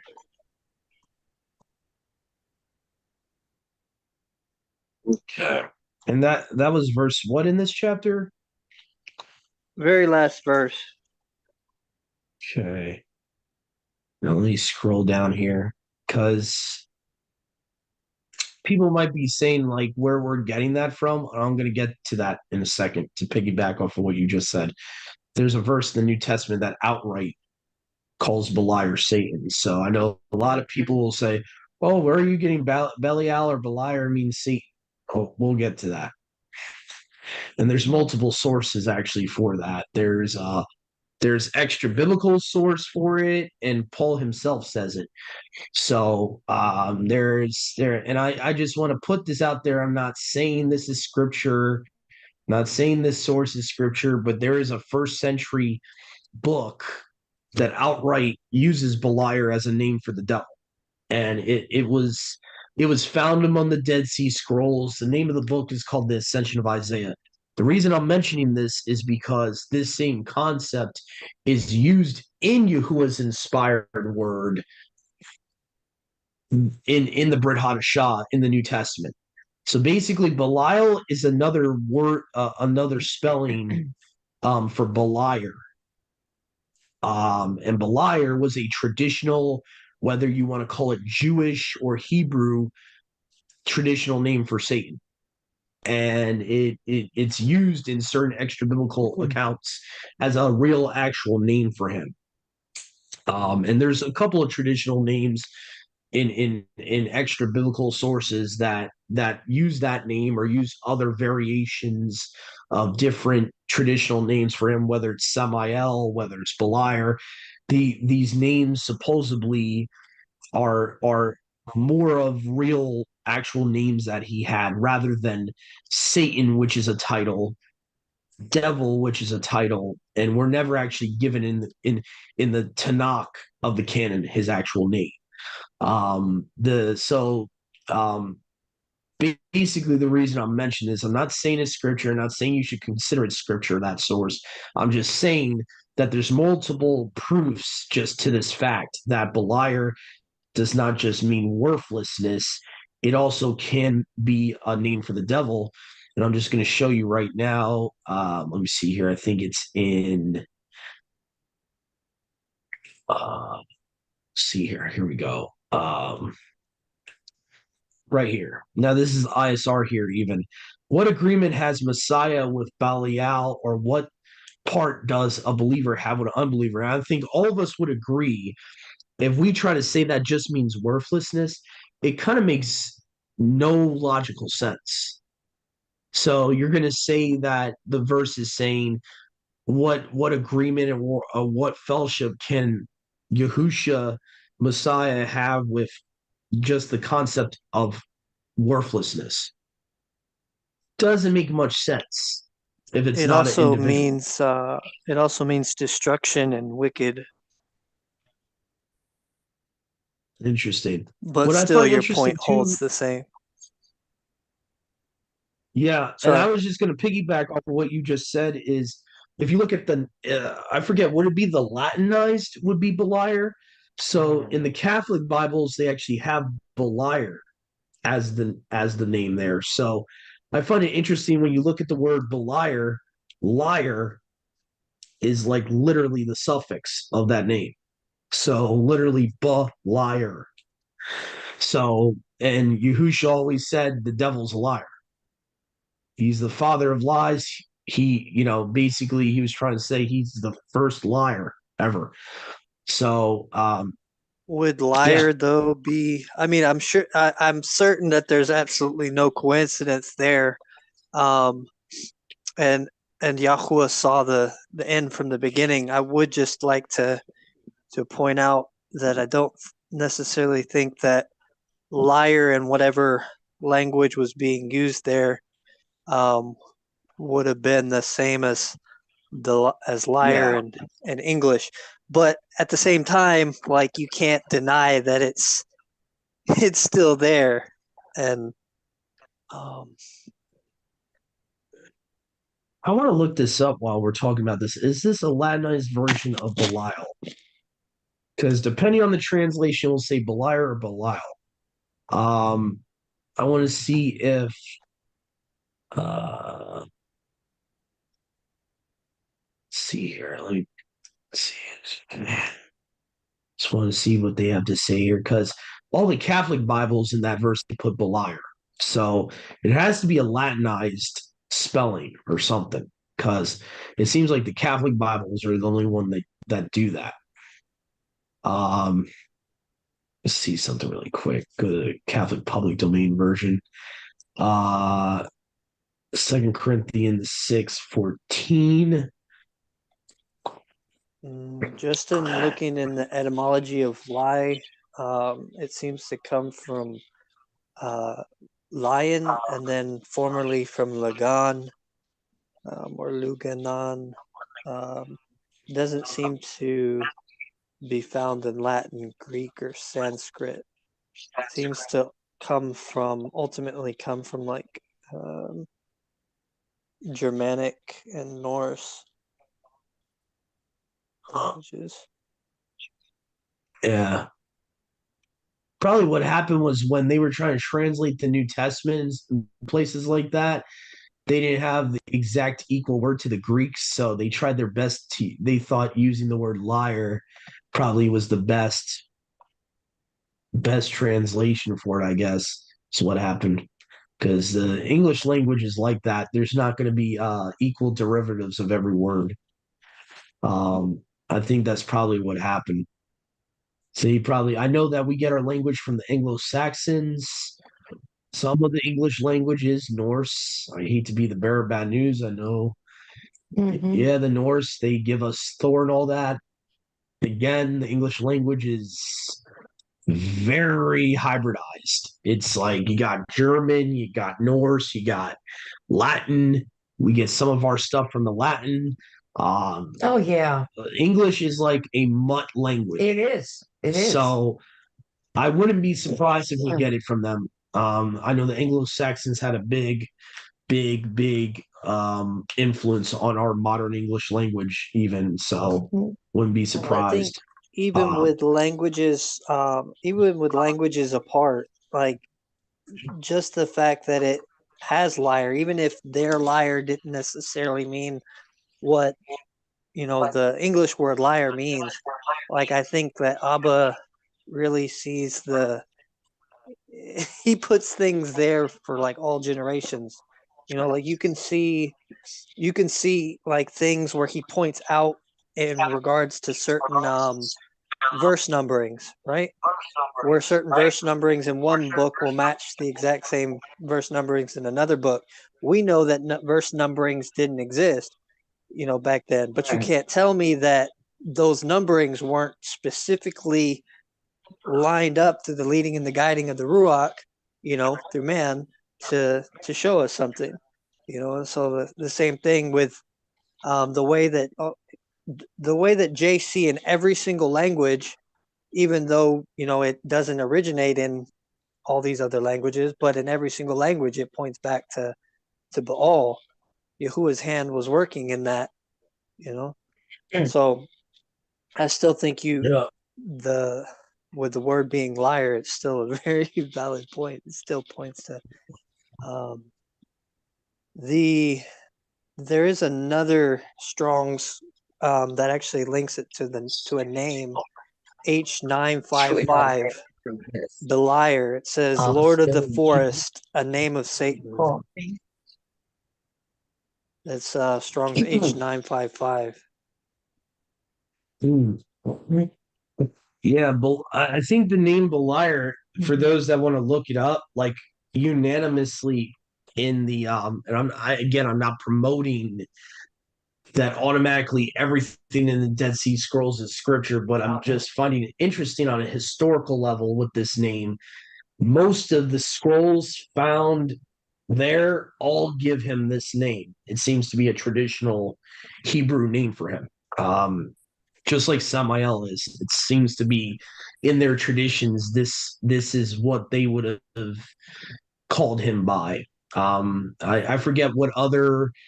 I forget if it's the Zadokite stuff that gives a third witness to this with the ascension of Isaiah, but it's like almost everything found there will call him that or Samael. So it seems like in their own little communities, that's what they were calling him. And it's a traditional name for him. And most what I find interesting is all the modern Bibles just outright say Satan. They just outright paraphrase it. They just the Good News Bible, which is a Catholic Bible. How can Messiah and the devil agree? Um, and the Aramaic, interestingly enough, all of them paraphrase it. The Aramaic and the Syriac both paraphrase it. It will say, "What harmony has Messiah with Satan? Um, what concord? This is the Etheridge Syriac Peshitta here. What concord or peace has the Messiah with Satana? Or what portion has he with a believer and unbeliever?" So this is the reason me and Brother Yahusha bring this up is that you can't always look at the Strong's Concordance just because it says worthlessness and then think that's a universal definition. That to me is very dangerous to do that because sometimes that word is being used as a person, not as a not as a idea, but as a individual. So that's all I wanted to say about that. Go ahead, brother Yahusha. Well, no, that was an old hand. Oh, However, with that word also meaning destruction, would destruction, couple questions that brings to mind, would destruction be the same as death? And Satan isn't referred to as death, right? Because death is the last enemy to be destroyed versus Satan being thrown into the lake of fire before death, right? yeah, I think Paul is not making it literal there. I think he's more. I think he's being allegorical with death there, Yeah, I do too. referring to Satan, that he's the last enemy to be destroyed because death of itself is not like a person or adversary. Death was a byproduct of original sin. So death is not a person. So when he's doing that, I think Paul is kind of trying to get the reader to understand that Satan represents death, or he has the power of death. And we see that in other places, First John, where it says that part of Yahusha's mission was to destroy the works of the devil. He was. It also talks about to destroy him who had the power of death. So death is a thing, but the devil is allowed to have power over it.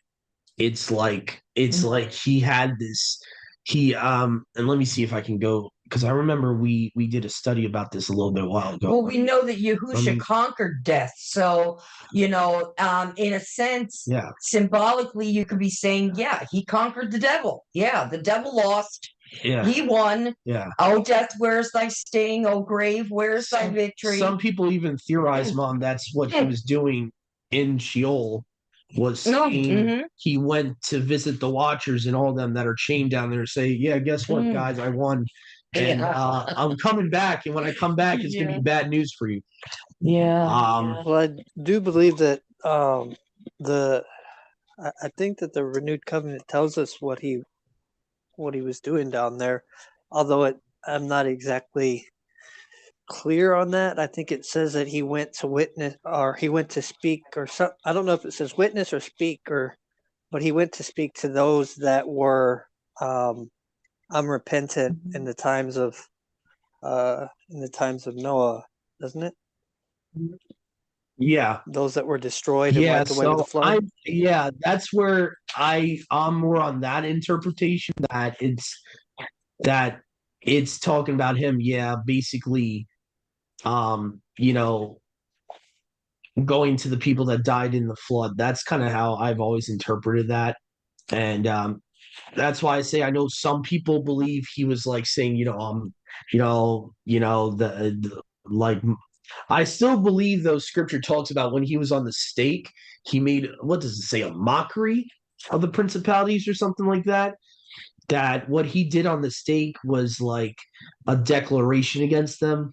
But this is the one I'm talking about, the person who has the power of death here. It says Hebrews 2:14, because since let me see here. So it says here, since the children have flesh and blood, he too shared in their humanity, so that by his death he might break power of him who holds the power of death, that is the devil.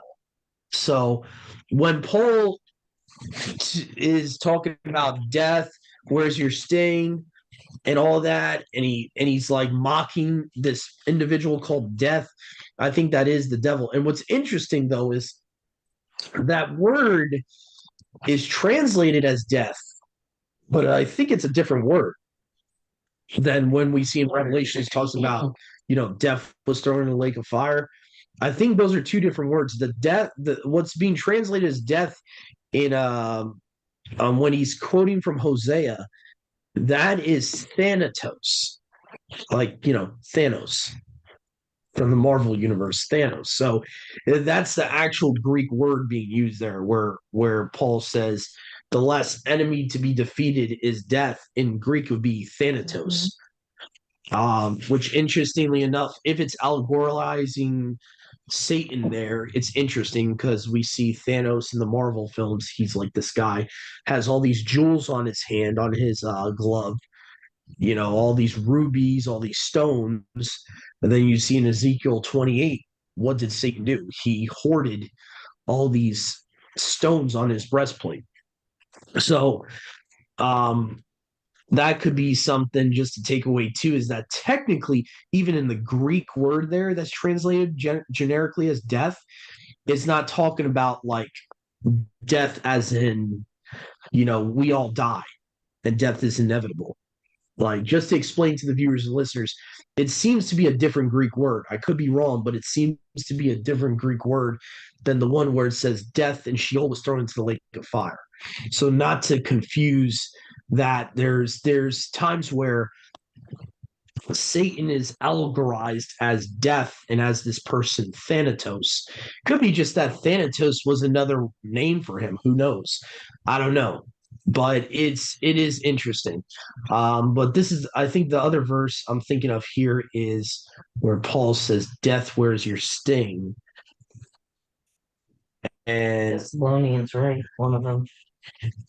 yeah, I think it might be First Thessalonians. Yeah, me too. Yeah. Or First Corinthians, one of them. Yeah.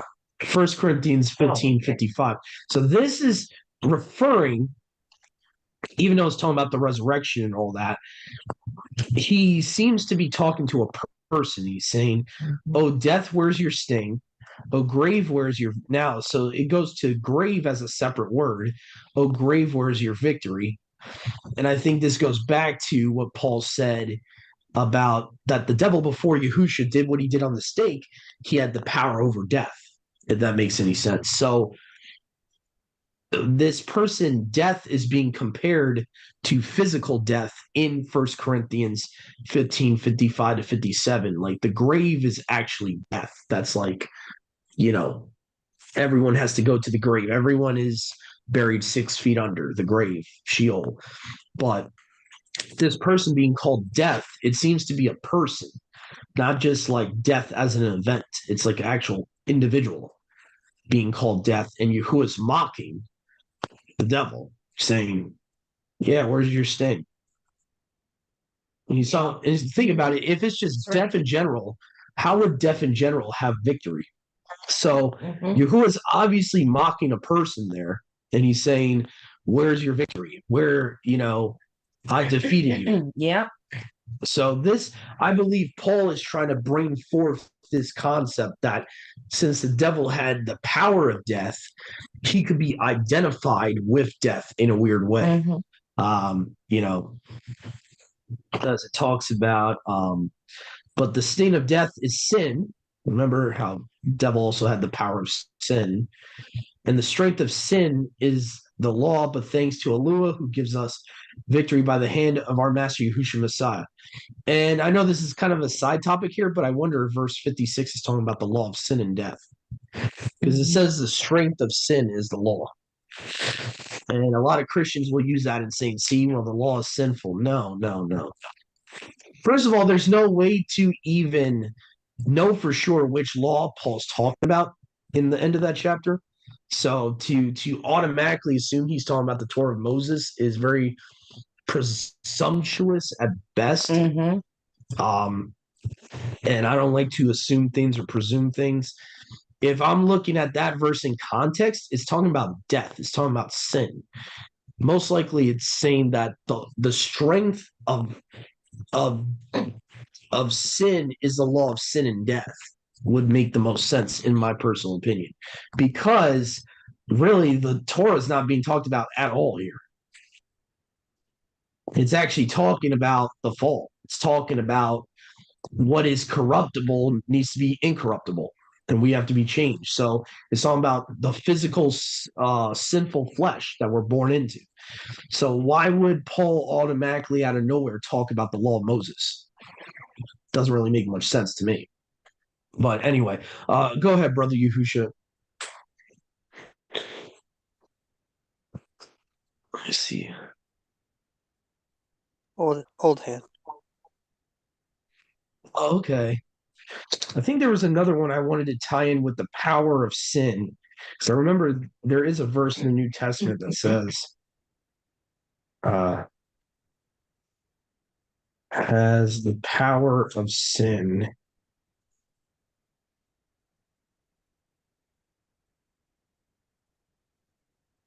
Here we go.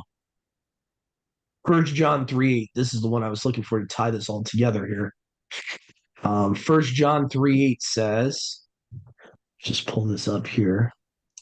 Going back to what it said in 1 Corinthians 15 that we just read about the power of sin and all that.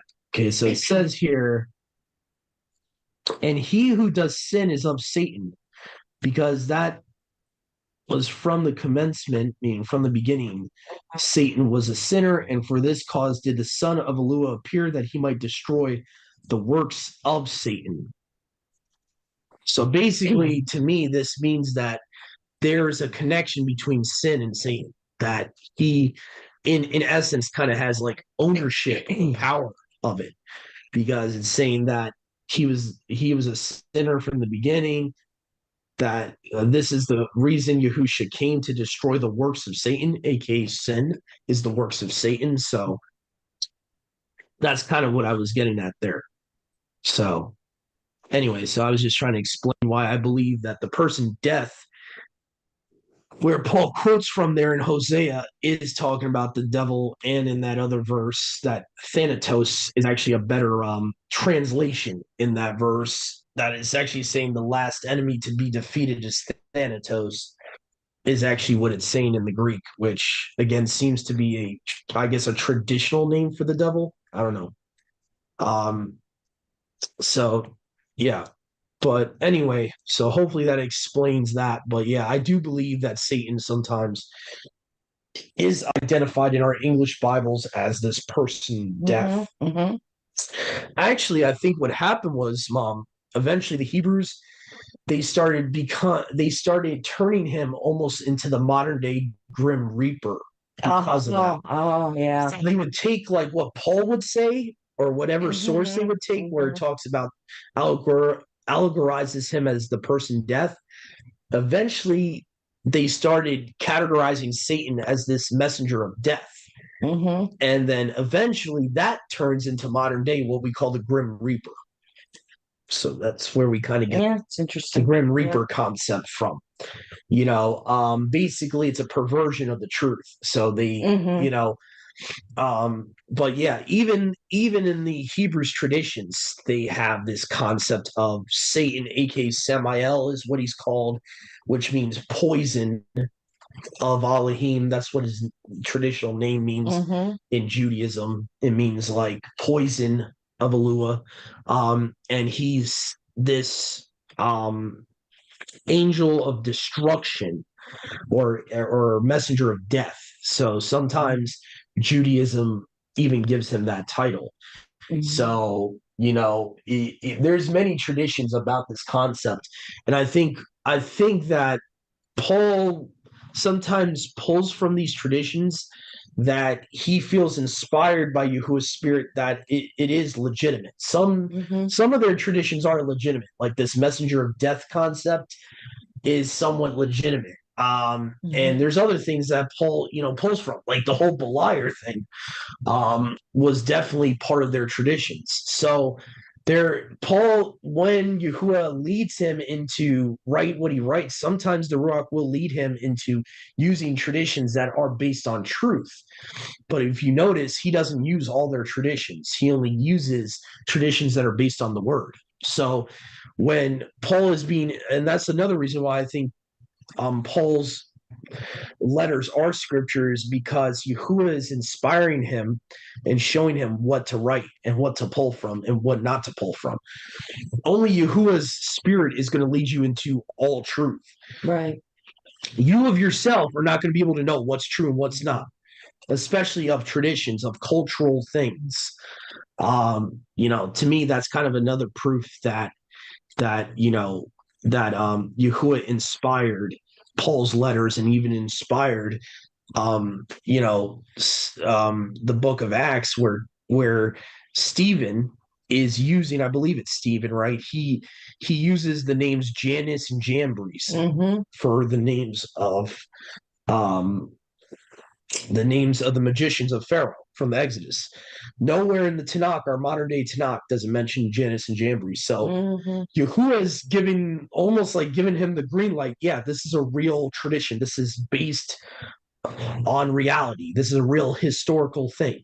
So, um, you know, just pointing out that I find that interesting because there are times where Paul and Stephen and others in the Brit Hadashah they are taking sources from somewhere to quote from, and if Yahuwah has inspired them to write these things, that means he's inspired them to use certain sources. So this is why I say like that, I'm not going to put cultural or historical traditions all in one box as being bad because some traditions have to come from somewhere. So even oral traditions have to come from somewhere, to give an example, right? The Native Americans, right? They have all these traditions about the star people that came to earth Mm-hmm. and mated with human women. And now you got these 300-foot giants. They couldn't just think that up in their heads. It happened. So eventually, their ancestors that saw it happen, saw the messengers come down and meet with human women and bring forth giants. Eventually, that gets regurgitated down through the ages as literally what it is, real history. So, in some of the traditions we know today, some of what their traditions are, the Hebrew traditions, are facts. Some of them are not. So that it's kind of a mixed bag at this point. But obviously, if Paul is being inspired by the Ruach to quote from certain isolated sources, I would assume he's quoting from something that Yahuwah has given him the green light to quote from. So, anyway, but yeah, there's many interesting traditions that the Hebrews had from the mid intertestamental time period up until the first century AD that you sometimes will see in the New Testament. You'll see certain things that are like, what? Where did they get that from? And but that's just my opinion on it. You can't put all traditions as invalid. You can't put all cultural things as invalid because some oral traditions are 100% true. Some of them are carried down throughout the ages. So and really, that's what the Israelites had, if you think about it, before the law of Moses was written. Before the scriptures were written, all they had was word of mouth. All they had was oral tradition, if you really think about it. So, anyway, so where are we at? I think we're at chapter 11 here now. So, just see here. Let me just pull this back up here in First Samuel. Uh, chapter 11. Let's get someone who hasn't read in a while. Brother Dennis, would you like to read chapter 11? Chapter 11, I can. Sure. Okay. Nahash, the Ammonite, came up and camped against Jabesh Gilead, and all the men of Jabesh said to Nahash, make a covenant with us, and we shall serve you. Then Nahash, the Ammonite, answered them, for this I make a covenant with you, that I dig out all your right eyes, and I shall bring reproach to all Yisrael. The elders of Jabesh said to him, leave us alone for 7 days, so that we may send messengers to all the borders of Yisrael. And then, if there is no one to save us, we shall come out to you. And the messengers came to Gibeah of Shaul, and spoke the words in the hearing of the people. And all the people lifted up their voices and wept. And look, Shaul was coming behind the herd from the field, and Shaul said, Why are the people weeping? And they related to him the words of the men of Jabesh. And the spirit of Elohim came upon Shaul mightily, as he heard these words, and his displeasure burned greatly. And he took a yoke of cattle and cut them in pieces, and sent them throughout all the border of Yisrael by the hands of messengers, saying, Whoever does not go out with Shaul and Samuel to battle, let this be done to his cattle. And the fear of Yahweh fell on the people, and they came out as one man. And he mustered them in Bezek, and the children of Yisrael were 300,000, and the men of Yehudah 30,000. He said to the messengers who came, Say this to the men of Jabesh Gilead, tomorrow, by the time the sun is hot, you shall have help. Then the messengers came and informed the men of Jabesh, and they rejoiced. So the men of Jabesh said, Tomorrow we come out to you, and you shall do to us whatever seems good to you, told to you. And it came to be on the next day that Shaul put the people in 3 companies. And they came into the midst of the camp in the morning watch, and smote Ammon until the heat of the day. And it came to be that those left were scattered, so that no 2 of them were left together. The people said to Samuel, who said, Shall Shaul reign over us? Bring the men, so that we put them to death. But Shaul said, No man is put to death this day, for today Yahweh has brought deliverance on Yisrael. And Samuel said to the people, Come and let us go to Gilgal and renew the reign there. And all the people went to Gilgal, and there they set up Shaul to reign before Yahuwah in Gilgal. And there they made slaughterings of peace offerings before Yahuwah. And there Shaul rejoiced, and all the men of Yisrael very greatly. You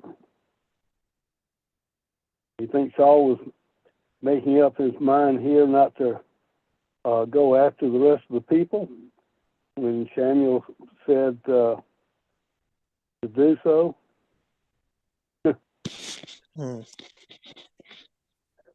Say that one more time. Just wondering. Let me see if I read it again. Let's see. And the people said to Samuel, who said, Shall Shaul reign over us? Bring the men, so that we may put them to death. But Shaul said, No man is put to death this day, for today Yahweh has wrought deliverance in Yisrael. I think Shaul was going against what Samuel said already.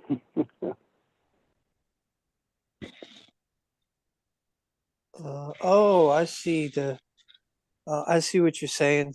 I think the people are saying it though, not Okay. Samuel, because it says the people said to Samuel, who said Shaul shall reign over us. Yeah. Just when Samuel said, go out and gather the rest of them up and put them to death, and then Shaul said, nope, no more death today. Right. Yeah, what were they doing? Thinking about an alliance with the enemy. You know, Sounds kind of like people today. it's We don't care. said, I will gouge all your right eyes out, because he could have been very slick. You know what the symbolism is there? Look at the name of the guy. I know. Gosh. Think about it. What's the Hebrew name for serpent in Genesis 3? Oh, yeah. That's right. This is again Gosh, right. Nakash the Ammonite. So you have a beast character doing this. What does the book of Zechariah say? What is the beast going to have visually? The right eye will be utterly darkened. See, wow, there's a lot. Yahuwah, his word doesn't have coincidences. No. So right here, we were talking about all day all these connections with the beast and Satan. Here's another one right here. This Ammonite. And what's interesting is the Ammonite, he is of Shem's line. Ammonites are, because the Moabites and the Ammonites come from what's this guy's name? Abraham's Lot. Lot is the father of the Ammonites and the Moabites. So they are of Shem's line that this Nakash guy comes from. So that's the interesting part about it. Mm. So, but you can look in the book of Zechariah. It says the worthless shepherd, or the idol, IDOL shepherd, Yeah. will there will be a sword against his arm, and his right eye will be utterly darkened. Mm. Go ahead, brother Yahusha. No, finish what you were saying. No, that's pretty much it. I just wanted to recommend people to go to Zechariah 11. No, that's very interesting. When you said it, I looked into the Strongs because I figured, like, I wondered if the name was because you have the the the ch like in ruach, and then you have the h itself. So I was wondering, but it actually is. His name literally is Nakash, not Nahash. So it literally is serpent. That's interesting. Another thing that I'm not really sure what I saw this the other day, and I'm not really sure what to make of it.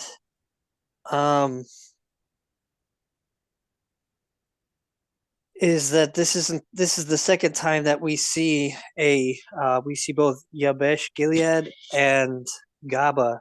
The first time is when when Yashral goes to war with the tribe of Benjamin, when they raped the concubine of the man of the Levite, and then he cut her body into pieces and sent it out.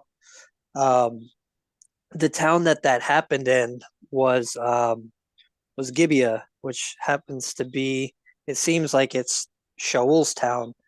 So these were wicked Benjamites that almost got taken out. So I think it's kind of is it coincidence that Shaul comes from the town that was like really wicked Benjamites? That was like, and then you have Yabesh Gilead, which Nahash is coming to wipe out.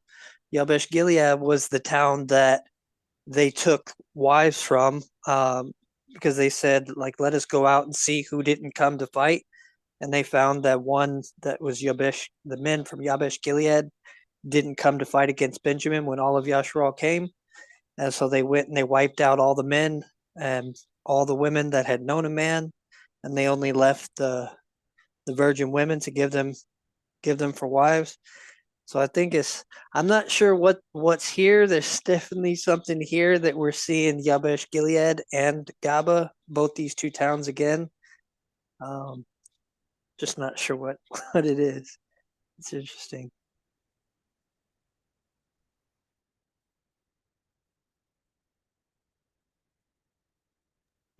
Yeah. Yeah, that's definitely interesting. So, and honestly, this is the only time you see Nakash really as a name of a person other than Satan. I mean, it's very few times this word is used for individual. You have Genesis 3, you have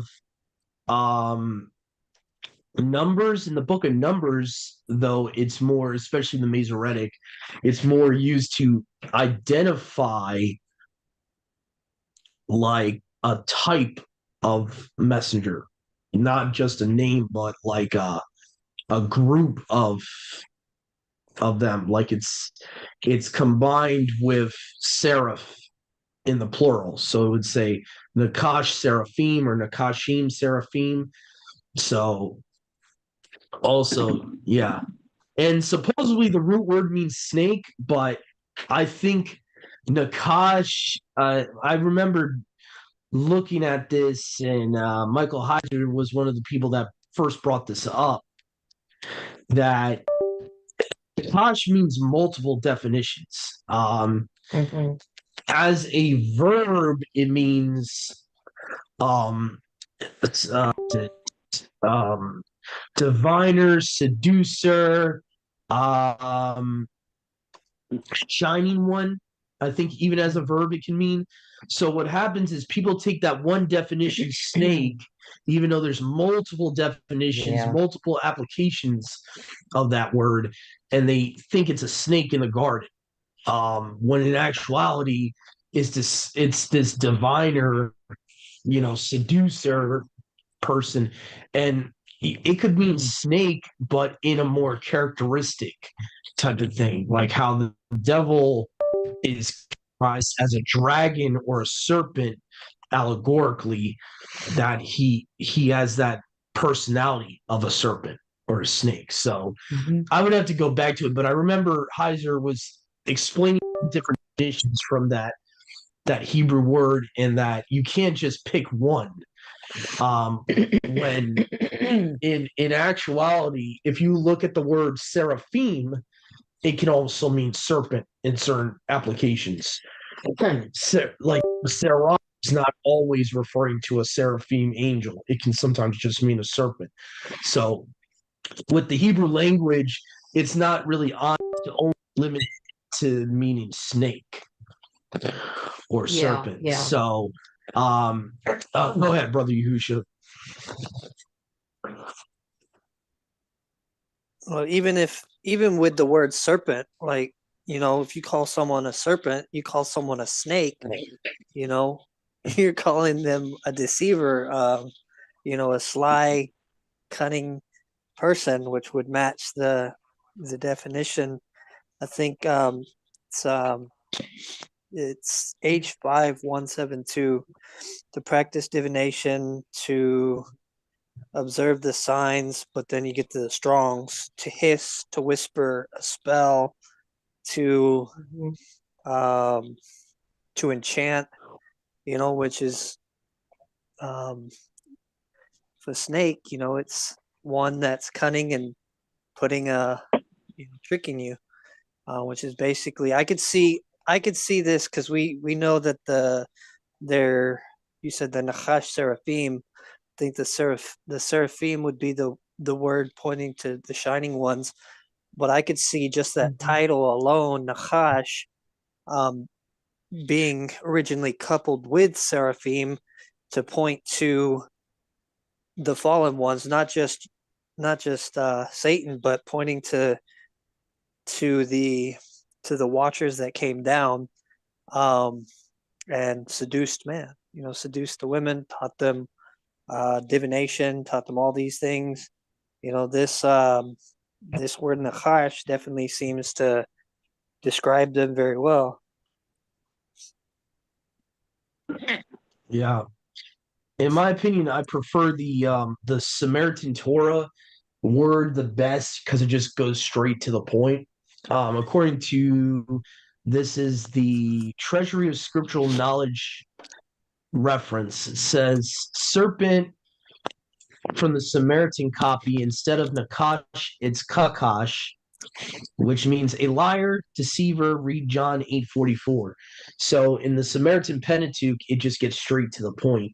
It kind of paraphrases and says, in the Samaritan version, which by the way, the Samaritan Pentateuch is the last really proof we have today of the Paleo Hebrew language, because the Samaritan script is supposed to be like a later script of the Paleo. So really all we have to know how to pronounce things and how to, really you're either using the Phoenician language or you're using the Samaritan script for most people that are trying to figure out how to pronounce things in the Paleo.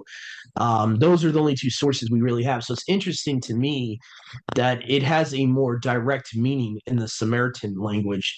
It means just liar or deceiver. To me, that kind of gets straight to the point. This is a liar, a deceiver. And I just want to piggyback off of what Brother Yahusha says before we leave y'all today. what I would also say is we're not trying to say that all seraphim are fallen. We're not trying to say that. I don't want people to misconstrue what we're saying here. Um, it's very possible the Watchers are seraphim. We kind of really don't have exact proof of what they were because Watchers, from what I've studied into, Watchers is a separate class. You have cherubs, seraphs, Watcher class. Watcher class is supposed to be one of the top. Like their whole purpose is to be guardians over us. But and so didn't Satan come down with them though? yeah, he came down. Well, his initial yeah, when he came down with them, yeah, he came down with them, but he wasn't exactly with them making the pact. From what it looks like, there was like 200 or 300 Watcher class that went down to Mount Hermon, made the pact. Then it kind of switches gears later on in the text and talks about how he was like leaders over, I forget how many thousands. He was like one of the Yeah, top leaders. it lists him with a group of other people that were over the people that came down. So Yeah, that's what I mean. I don't think it was just the Watchers that came down. It seems to yeah. have been more than just unless I'm wrong, but it lists the Watchers that came down, but then doesn't it also list Gadra among 4 other people that came down in a Yeah, class? yeah, yeah. And we're not really given what type of class they are. They're just leaders or archons. We're not kind of like Satan, we know because of certain things he's characterized as scripture. As far as what class all these fallen Malachim were, we're kind of like guessing at this point because even the text of Enoch doesn't tell you point blank, who were seraphim, who were cherubim. I personally think that you had some, especially if we're going to talk about the one, was it the 1/3 later on of all the messengers that falls with him? It's a mixed bag. I mean, if you're talking about 1/3 of all the messengers falling with him, that's a lot of messengers. It could be some seraphim, some cherubim, some ophanim. There's a mixed bag. There had to have been though some that didn't fall because I know there's people ministries out there that want to say like all the seraphim fell or all the watchers were seraphim. The problem I have with that is you still have seraphim being righteous in Yahuwah's presence in the third heaven or the highest heaven, worshiping him in Isaiah chapter 6, That's way right. after the That's initial right. fall. So this is why I don't agree with the idea that, when it says seraphim all the time, that it's talking about fallen Malachim. No. I don't believe that. Even in Numbers, I don't think that those were fallen messengers Mhm. that he had sting the Israelites because you have, if there's like more numerous than like if the stars are that numerous, that means there's innumerable amount of each class of angels up there in heaven. So you would still have a lot of seraphim up there. I'm not saying that Brother Yahusha is trying to say that. I just want to cover all my bases here so people don't, assume things because sometimes we kind of make statements on here and then I get questions later on about it. So I just want to kind of cover all my bases here. I do believe some seraphim could have been within the Watchers or the leaders over the Watchers. We really don't know. The text doesn't say. The text doesn't even tell us what class these leaders were. Mhm. So we're kind of, the reason we know Satan is multiple sources. Even in Jewish tradition, they ascribe Satan as a seraphim. And also the text of Ezekiel 28, just to show you why I believe he's a seraphim, even in the canonical text of Ezekiel 28, it says, "You were removed from the stones of fire." Now, I personally believe, and people can disagree with me, that's fine. I believe that the stones of fire are referring to the seraphim. So there's definitely still righteous seraphim up there. He's actually being removed from the stones of fire. So it says Ezekiel 28:12, Son of man, take up a lamentation for the prince of Tyre. We could agree to disagree whether that's talking about a human prince or principality. I personally believe it's a principality. But anyways, thus says Yahuwah Eluah, you are a seal of resemblance, crown of beauty. You were in the delight of the paradise of Eluah. You have bound upon yourself. So he put on himself all these stones, kind of similar to Thanos, like I was talking about earlier. From the day you were created, you were with the cherub. This is why I don't believe Satan was a cherub. It says he was with the cherub. The LXX reads, he wasn't a cherub. I set you on the set apart mountain of Eluah. You were in the midst of the stones of fire. Now, if you look up for yourself all the definitions for seraph or seraphim, you have serpent, you have fiery ones, depending on the Strong's Concordance. There's multiple definitions for the word seraph in the Hebrew. So they can, a lot of the times when you look at ancient artifacts, they would either have a serpent like appearance or dragon like appearance physically, the seraphim, or they're usually depicted with like fire all around them, like the fiery ones. You were faultless in your days from the day that you were created until lawlessness was found in you. So then it talks about you filled your storehouses with lawlessness, yada, yada, yada, yada. And it says here, and the cherub has brought you out of the midst of the stones of fire. So I know people out there that have the globe like theory still in their head. They would think that this is talking about the galaxy. It's not. It's not talking about the planets. It's not talking about the galaxy. It's talking about fire, stones of fire. And like I said, seraph can mean the fiery ones. So I personally believe it's saying that Satan was removed by Michael. He removed him from the midst of the seraphim. So that's why I believe there's still righteous seraphim up there.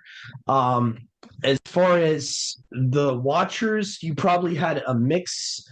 Whoever their leaders were, that probably some of them could have been one class, some of them could have been another class. Watchers, like, we don't have much literature on what a watcher is. If it's, all I know is that it seems to be a very high class messenger, what a watcher is. And you had 200-300 watchers come down. Then you had the leaders like Brother Yahusha's talking about. Those leaders are really not, we're not told what class they are. They're just archons, they're leaders. They're captains.